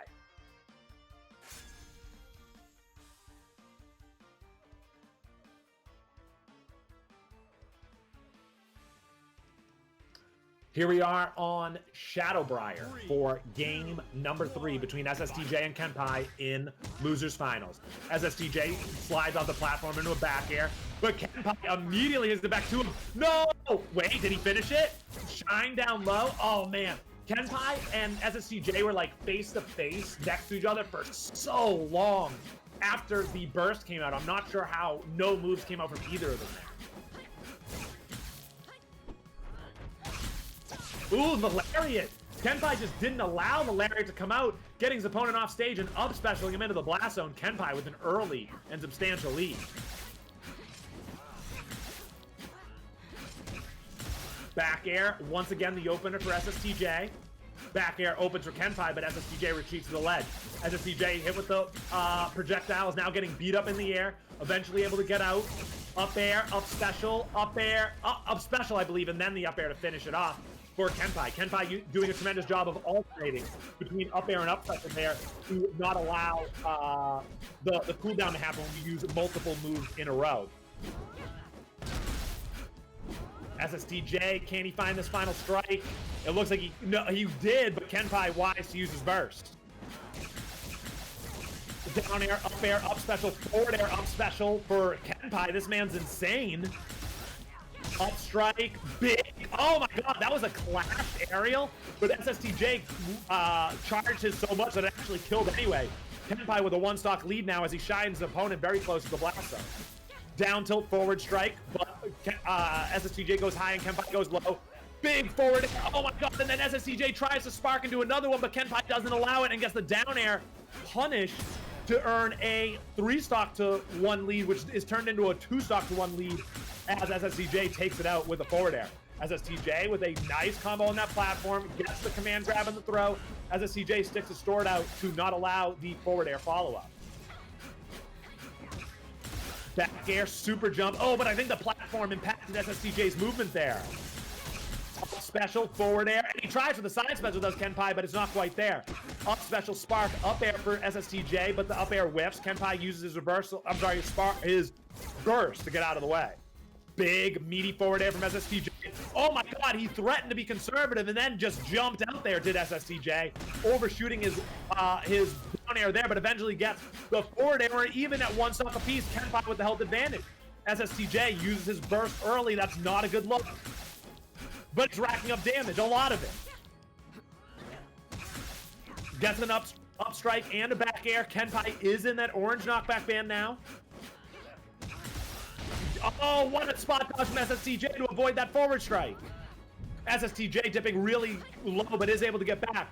Big forward air, and it kills from one side of the stage to the other. What a play and show of mental fortitude from SSTJ. Tremendous comeback from him to win the game in the final moments. SSTJ now up 2-1 over KenPai. I thought KenPai had that in the bag. What a play from SSTJ, especially that last stock. Just being so efficient, so clean. I don't really think that KenPai whiffed anything. It's just that SSTJ played tremendous.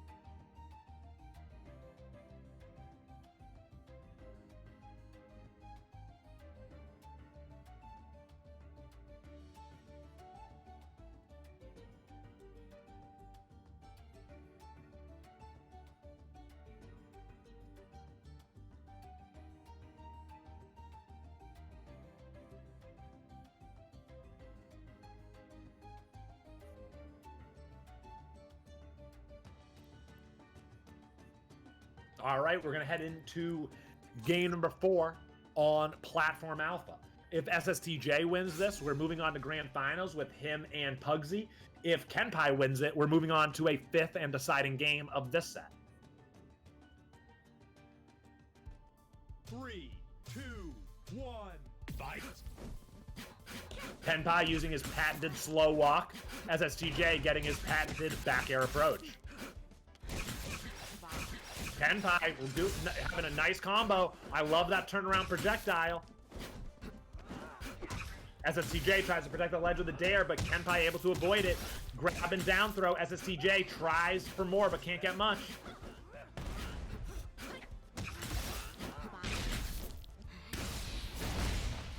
Ooh, big reversal there from SSTJ to get KenPai off of his back. KenPai still has the burst in his corner. Back air, up air for SSTJ. Tries to do the up special and then grab, but KenPai ready for it and sends it back to the stage with the down air. KenPai draws first blood. Back air and then an attempted forward air from SSTJ, but he's way too high. Reversal from burst from KenPai to avoid the follow-up. Forward throw from SSTJ, but considering where it happened on the stage wasn't enough to kill. Big down strike into forward air for SSTJ, evening up the score of 3-3. Forward beat works for KenPai, but SSTJ gets his back a moment later.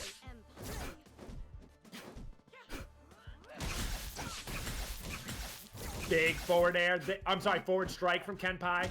SSTJ comes back and waits for him and gets a big combo start of his own. Tries for the command grab, but it's not there. KenPai below the ledge. Gets hit on himself coming back.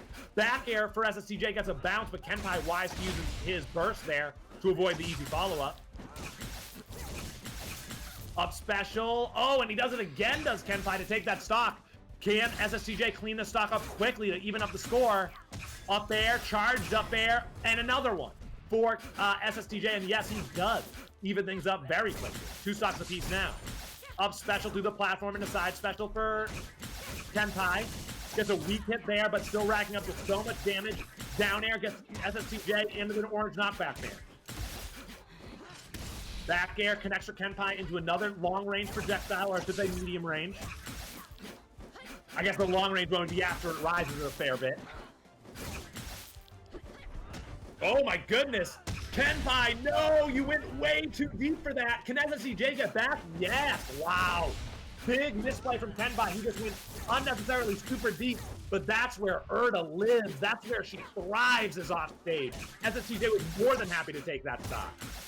That said, Kenpai gets SSTJ stock moments later, and we're even at 1 stock apiece. Kenpai racking up so much damage so fast. SSTJ already in the middle knockback band. SSTJ though, oh, gets a down air into forward air and takes the game and the set. SSTJ over Kenpai 3-1, and he is headed to grand finals to take on Pugsxd.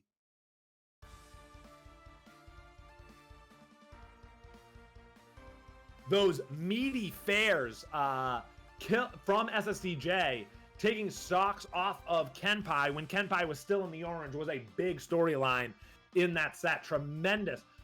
There is no, from what I've seen, there's no player in Rushdown Revolt that utilizes charged aerials as well as SSTJ does. His charged aerials are the truth. It's not that all of his aerials are charged. He does the weak ones when that is advantageous, and if he needs to kill with an up air, he'll charge it up a little bit. Good plays from SSTJ. He's moving on to grand finals.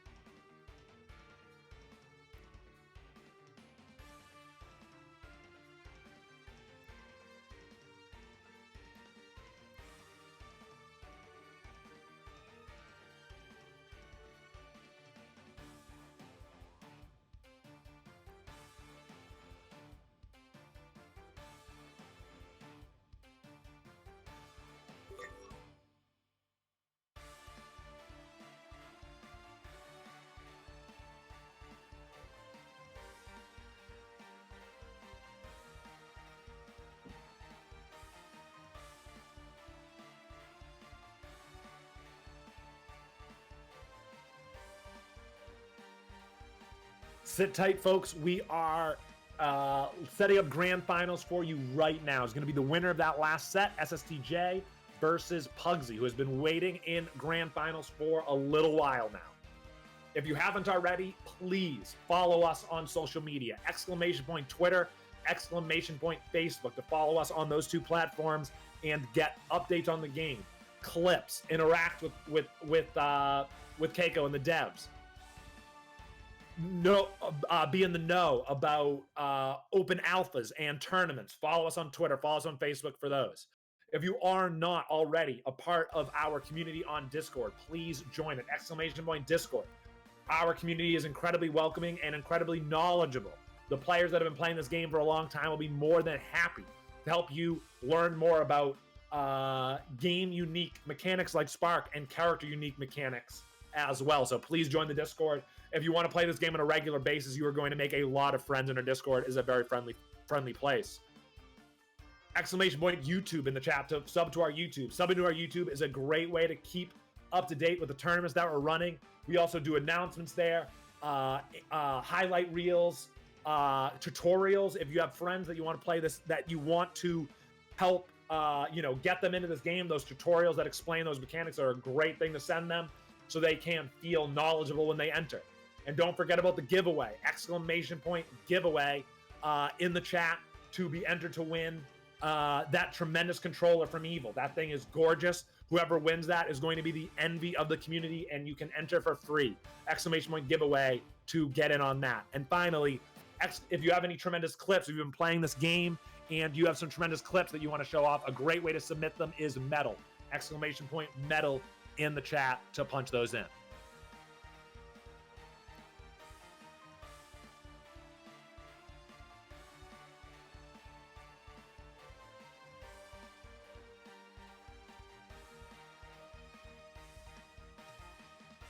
Thank you, Kenpai, for after being knocked out of the tournament, rating the stream. We very much appreciate that. Welcome, everybody.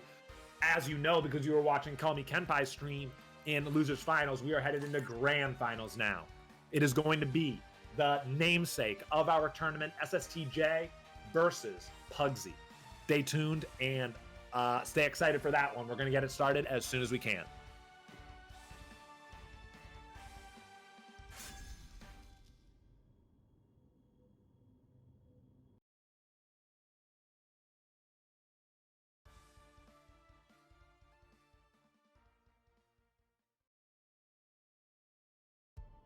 Three, two, one.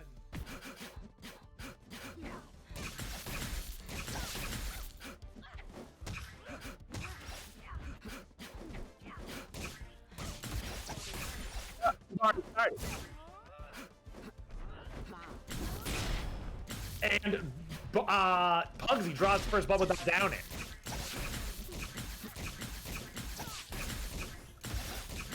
Up air for Pugsxd. He's going to take that too? Yes. Oh my god. Pugsxd looking to make this a quick day. Forward air from SSTJ into the up air. Oh my goodness. SSTJ trying to get a charged forward air there. Pugsxd wise to use the burst to get out of it. Oh my god.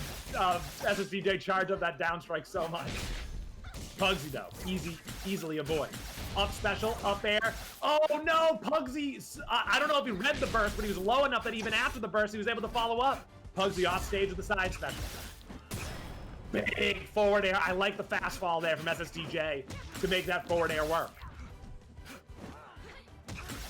Down, good spot dodge there from SSTJ to avoid everything. A grab and an up throw. Burst! Oh! SSTJ! Oh! SSTJ could have just grabbed and up throwed again, but instead he down throw, down aired, forward aired. This man's putting on a show. And then here he goes again with the offstage down throw. And another! Tries the down air, but it just misses.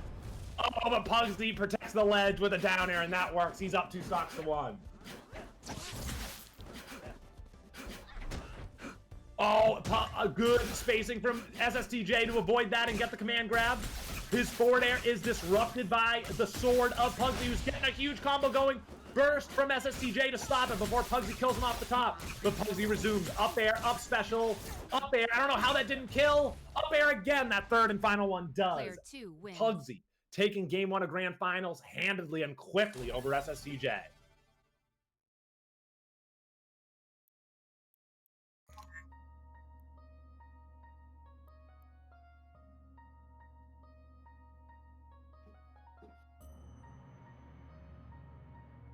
That was a quick one from Pugsxd. SSTJ going to have to make some adjustments if he wants to drag this on to another set. We're going to Platform Alpha for game number 2.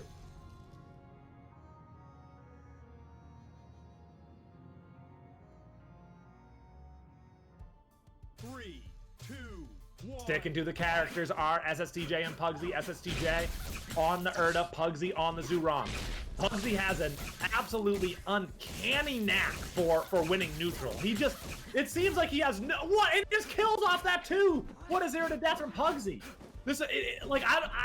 I'm not good enough to even understand what he's doing. From my perspective, he's just walking up to SSTJ and starting combos. This man's tremendous. Look at him go now on only a second combo of the game. But SSTJ gets a couple up airs in. 3 now. Up a down air for Pugsxd to pop SSTJ up in the air, burst to get SSTJ off of him. Big charged up air from SSTJ. Great command of his character in the air there from SSTJ to make sure that hits. Oh, that forward air was too far out in front. The double fair and trying for the triple. Up air. Oh, but that burst came out prematurely, and Pugsxd is able to get the up air through it and kill SSTJ up the top. Pugsxd up 3 stocks to 2. SSTJ gets a nice aerial combo going. He uses his rush though to get back to the stage, where he then grabs and throws Pugsxd, forcing Pugsxd to use his burst. Ooh, wow, I didn't see the up air working there, but Pugsxd jumping into it. maybe Pugsy was thinking like I was that it was going to be a dare. Jumps and SSTJ waiting with a up air. We're dead even at 2 stocks apiece. That back air just barely whiffs. Pugsy gets a side special and a down tilt and then a down air. Wow, what a play from Pugsy. Had a lot of... Uh-oh, Pugsy is stuck. Can he get back? Yes, he can. SSTJ gets back to the ledge and then comes back. Pugsy punishes him for it dearly. Ooh, that down air just barely whiffing. Down air there, trying for a shine off stage, but it's not quite there for him. SSTJ gets back with a get up attack. Back air. SSTJ sees the writing on the wall and uses his burst to get out. Pugsy falls to the platform and gets a hit. Sends his opponent up into the air, but it's not quite enough. SSTJ gets a back air, up air. Up air again. He's going to charge the next one. No, he instead gets an up air and then tries to get a grab, but it's not there. Back air, down air, but he got the weak hit of it that sends you up. Side special, up air. Pugsy just looking to steal up the stock, and that won't do it, but it only needs one final hit. And as SSTJ just lets go of the legend falls. Pugsy up 2-0 in this grand final set. As I said, when the set started, he's looking to take this quite quickly.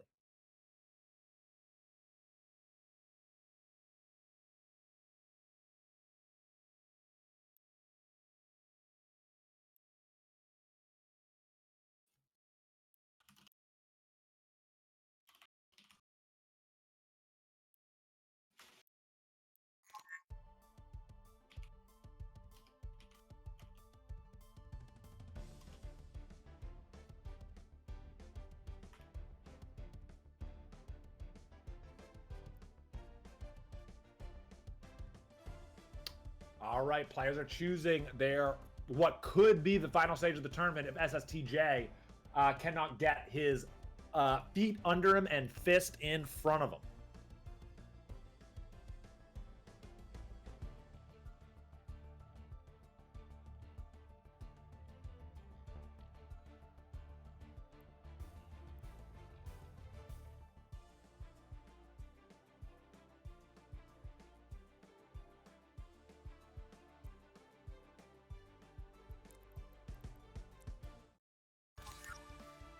All right, we're headed to Cryo Station. This is game number 3 of set number 1 of Grand Finals. Pugsy versus SSTJ. Pugsy up 2-0.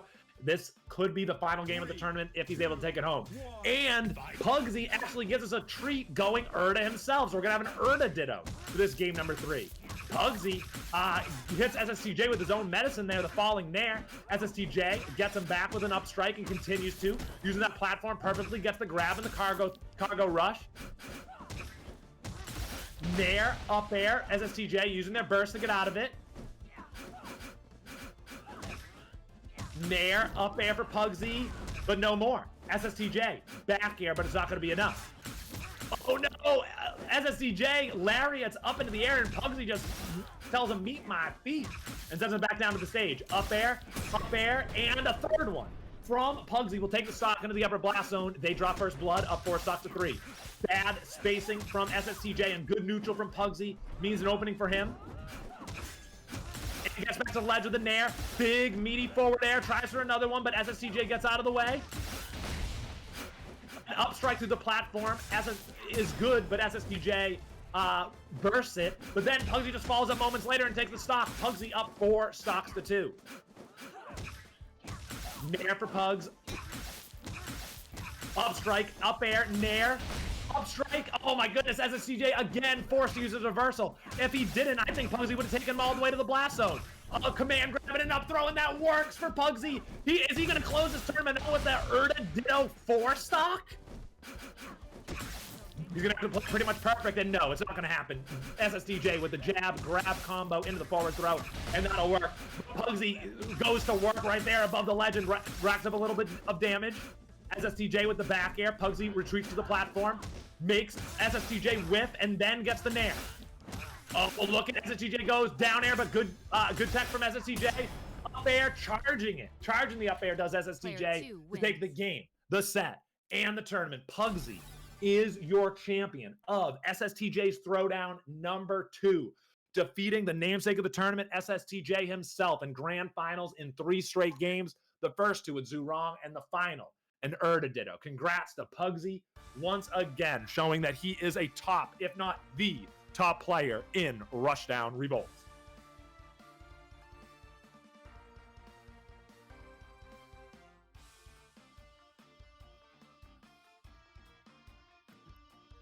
What a tremendous, fast-moving grand finals from those 2 competitors.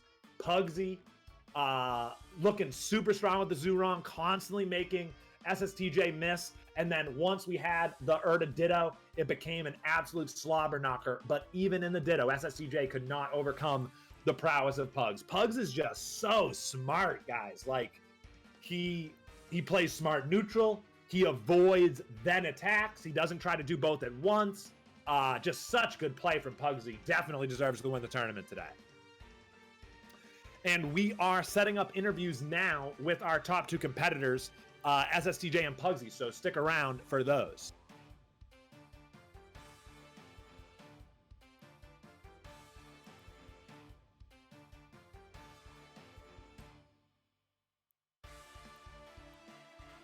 All right, I believe we have both SSTJ and Pugsxd in the chat here with us. We'll start off with SSTJ, our runner-up.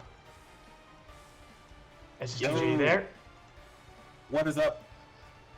SSTJ, you had a long, strong run today, getting 2nd place. How do you feel about your performance today? Feel good with it, but I still need that number 1 though. I need that one day. It's coming. It's going to come. There's no bigger gap than the gap between 2nd and 1st place, but you played tremendous. We watched you a ton on stream. Your was on fire. I appreciate it, man. It's the kind of difference. Well, you know, I do what I can.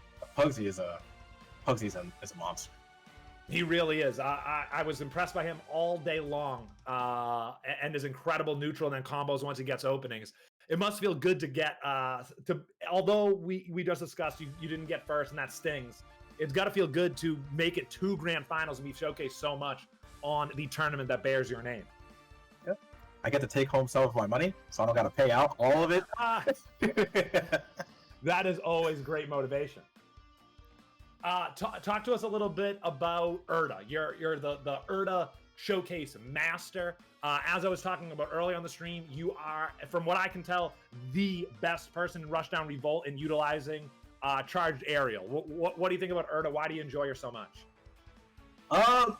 Honestly, I just like playing characters that once they touch you, you kind of just die. Rhoda is kind of that feeling that her neutral isn't as great as the other characters, sure, but once I touch you once, you might be dead. And if I get the read on your burst, you probably are dead. It's just the way that she plays, you know.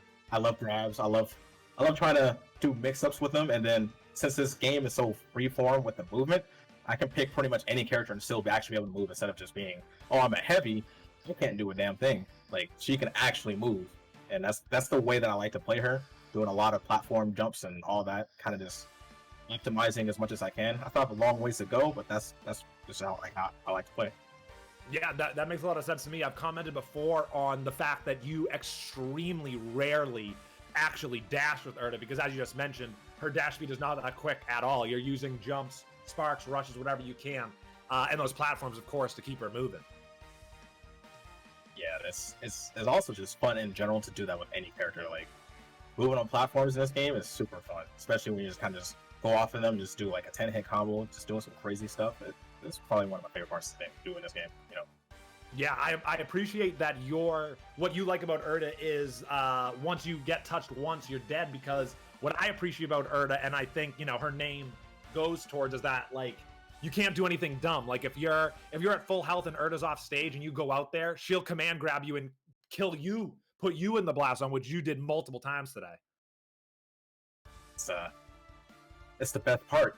You alley-oop to yourself and just dump them all the time, throw them up into the sky, say hello to God to me. For me. Like, it's just super fun doing it. Absolutely. Well, SSTJ, let the people know where they can find you. Twitch, Twitter, plug yourself. All right, so you can see me at Lego SSTJ on Twitch and also Twitter. Same thing, you know. I was streaming this entire tournament, my point of view, so anyone wants to watch some VODs, trying to get to see my side. I have the controller inputs too, so you can see everything and how I do everything. But, you know, Thank you, Rushdown Revolt. That sounds like a great stream that SSTJ is running with buttons on the screen and his run through tournaments today where he made it all the way to grand finals. That's a stream you should definitely check out. It's Lego SSTJ. Yes, sir. Thank you, SSTJ, for both your contribution to the community with this tournament today and your performance in it. Thank you for having me here, and thank you for hosting the tournament so I can continue to do these. There's going to be plenty more in the future, so... That is fantastic news. Thank you, SSTJ. All right. Y'all have a good one. And now we've got our champion, our repeat champion, Pugsxd. How are you feeling, Pugsxd, after that win? Pretty good. I didn't drop a game, so that's pretty good. Yeah, you didn't drop a game, and I believe I only saw you once before Winners Finals, and then obviously we streamed Winners Finals and Grand. So from my perspective, it feels like you really didn't play all that much Rushdown Revolt today, but you did win the tournament. Is that how it felt, or did you have a long day? Yeah, a little bit. I was playing another tournament at the same time as this one, like last time, but I definitely felt like Classic. Yeah, I definitely felt like I was playing less Rushdown though, because most of my sets went by pretty quick. I'm usually I kind of made an effort this tourney to try and play a bit quicker in some of the sets, whereas usually I think I consider myself fairly patient, so I think it did feel a bit quicker. One thing that I was commenting on, especially in that final game, was your neutral. And I honestly don't understand it. It appears to me that you just walk up to your opponent and hit them with the aerial. For me and the attentive viewers, could you give us just a 1 minute breakdown of how you think about neutral? I guess the idea is when something happens, you can kind of predict when something else is going to happen. So it looks pretty nonchalant, but a lot of the time I wasn't exactly punishing moves, but I was reading what they were going to do after, which is usually just like backing up. So I'd like overshoot a lot of aerials, and that's kind of how neutral is in this game. It's not like you're directly punishing a lot of moves, but you're kind of just vying for position and making a lot of reads. So I guess a lot of stuff is like pretty subtle, but it's also pretty important as well. I think that you might have just helped me. Let me see if I got it, because maybe that will help our viewers. So you just said that you predict where they're going to end up next, and you use overshooting aerial. So is the idea that you watch your opponent commit? Okay, he's committed, and I know he's going to whiff, so I'm going to land one dash behind him with an aerial because that's where he's going to be in a moment. Yeah, that's mostly the point. Most moves in this game have very little lag, so that's how you're going to get most of your punishes off. Wow, that was. I'm very glad I asked that question. That helped even me. I hope that helped the people in the chat, because your neutral is blowing me away all day. Tell us about the switch to Erda at the very end of Grand Finals. Yeah, so I was in voice chat with my boy Daiku, who also plays this game, and he said, "Yo, you should do it, bro." And I'm like, "What?" And he's like, "Just pull it out." And I'm like, "Erda?" And he's like, "Yeah, do it." So that's what I decided to do. So the answer is peer pressure, which is a good answer, because it actually makes sense that it's peer pressure, because I'm sure the chat enjoyed the Erda did. It was quite hype. Yeah, that's what he's adjusted as well. I said when you won the tournament that you are certainly one of the best, if not the best, Rushdown Revolt player. Who is the short list of players that give you trouble, that you respect? So Douchless for sure, I think, is the second best Rushdown Revolt player, and I think after that it gets a bit murky. Valnashir played in the last tourney, but his performance was pretty meh. Azumi's pretty good too. Cicero's really good. I think there's a lot of players that I can lose to. They just didn't play in this tourney, unfortunately, but I don't think it's that clear cut. That's good to hear. You had a strong list, and I've commentated many of the players who you mentioned, and I know that to be true. Those are all strong players, everybody on your list. Well, congratulations, Pugsy. Incredibly awesome to have you in the tournament. You played great. Yeah, I'd like to jump in with a question, actually. So, Pugsy, for those who, are, I guess, coming up and trying to learn this game, and they put in the time, they've learned Spark, what is something that you see someone needs to work on, you know, maybe not in their first week, but in their first month of playing this game, once they kind of get the hang of Spark? Like, what should they be doing differently in this game to get good at it, after they, you know, put in the time to learn all the basic mechanics? What's like the next step for people? So for starters, I think people don't really consider super jumping as like one of the basic mechanics or one of the core mechanics, but it's how you get most of your kill confirms in this game, and it's something like you have to practice. You have to practice your super jump confirms, like 100%. That's so important, and I feel like there's so few people that play this game that can like consistently hit super jump confirms. But I think that is like the most important thing in this game, or at least one of them. I think that's great advice from Pugsy, because I totally agree with you that super jump on the whole is underutilized, and it's a tremendous. You hit a move and your opponent has a ton of knockback, and you think there's no way I can follow up. I can't get that kill, but you can with super jump. Yep, absolutely. And one more question as well. So we're going to be taking a break from the public eye, basically after tonight at midnight. You know, the game won't be playable again. And one of the things that we're thinking of working on is the defense in this game, the defensive options. What's your kind of take on the state of defensive play in this game, and where do you think it should go? Yeah, so throughout this tournament, you'll probably... I don't think you could find an image of me using shield once, and I think that's fairly problematic, and I think the devs know that. I'd say shield bash is a little wonky right now. It feels really inconsistent, and it doesn't feel all that useful, at least comparative to like spot dodgers. So I think shield bashes need to be a bit more consistent. A lot of the times it feels like you do shield bash, but like it doesn't send them anywhere, or it really doesn't do anything. So maybe make it more advantageous for how punishable it is. I think for the most part, that's my main thing. And shield stun needs to go way down, I think, just in general.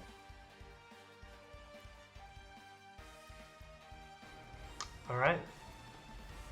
Okay, thank you, Pugsy. Do you have any socials you wanted to plug? Yeah, follow me on Twitter at PugsyXD. Follow me on Twitch at PugsyXD, and I just wanted to say GG's to everybody, including SSTJ, Kenpai. Thanks to SSTJ, obviously, for the prize pot. $250 is, again, a lot of money. And I want to say congrats on 25K for the Kickstarter. That's pretty sick, and I feel good about it. Thank you, Pugsy, for your performance today. Keiko, can we rate a fantastic Rushdown Revolt streamer? Yes, let's do it. Everyone stick around. We are going to raid. I think there's one streamer on right now, and his name is Big Brabdo. Let's give him a exciting and ecstatic hello. Yes, they'll be ecstatic. Thank you guys for joining the tournament today. It was a very good one run, very smooth. Thank you to Toggle for all your work, having the tournament run smooth today. Thank you guys for being here. As Keiko said, we're going to take a little break from the public eye, but we are, as always, excited to get back into it. So follow those socials as I was plugging all stream. Follow Rushdown Revolt on Twitter and be up to date on what we're doing, because this game is moving forward at an alarming clip. Thank you, everybody, and thank you for tuning in. Thank you to our competitors. Thank you to Team Vortex, the team behind Rushdown Revolt. This has been a amazing comeback story from icons to where we are now, and this is just the beginning, folks. So stay tuned. Week 3 will be back October 28th.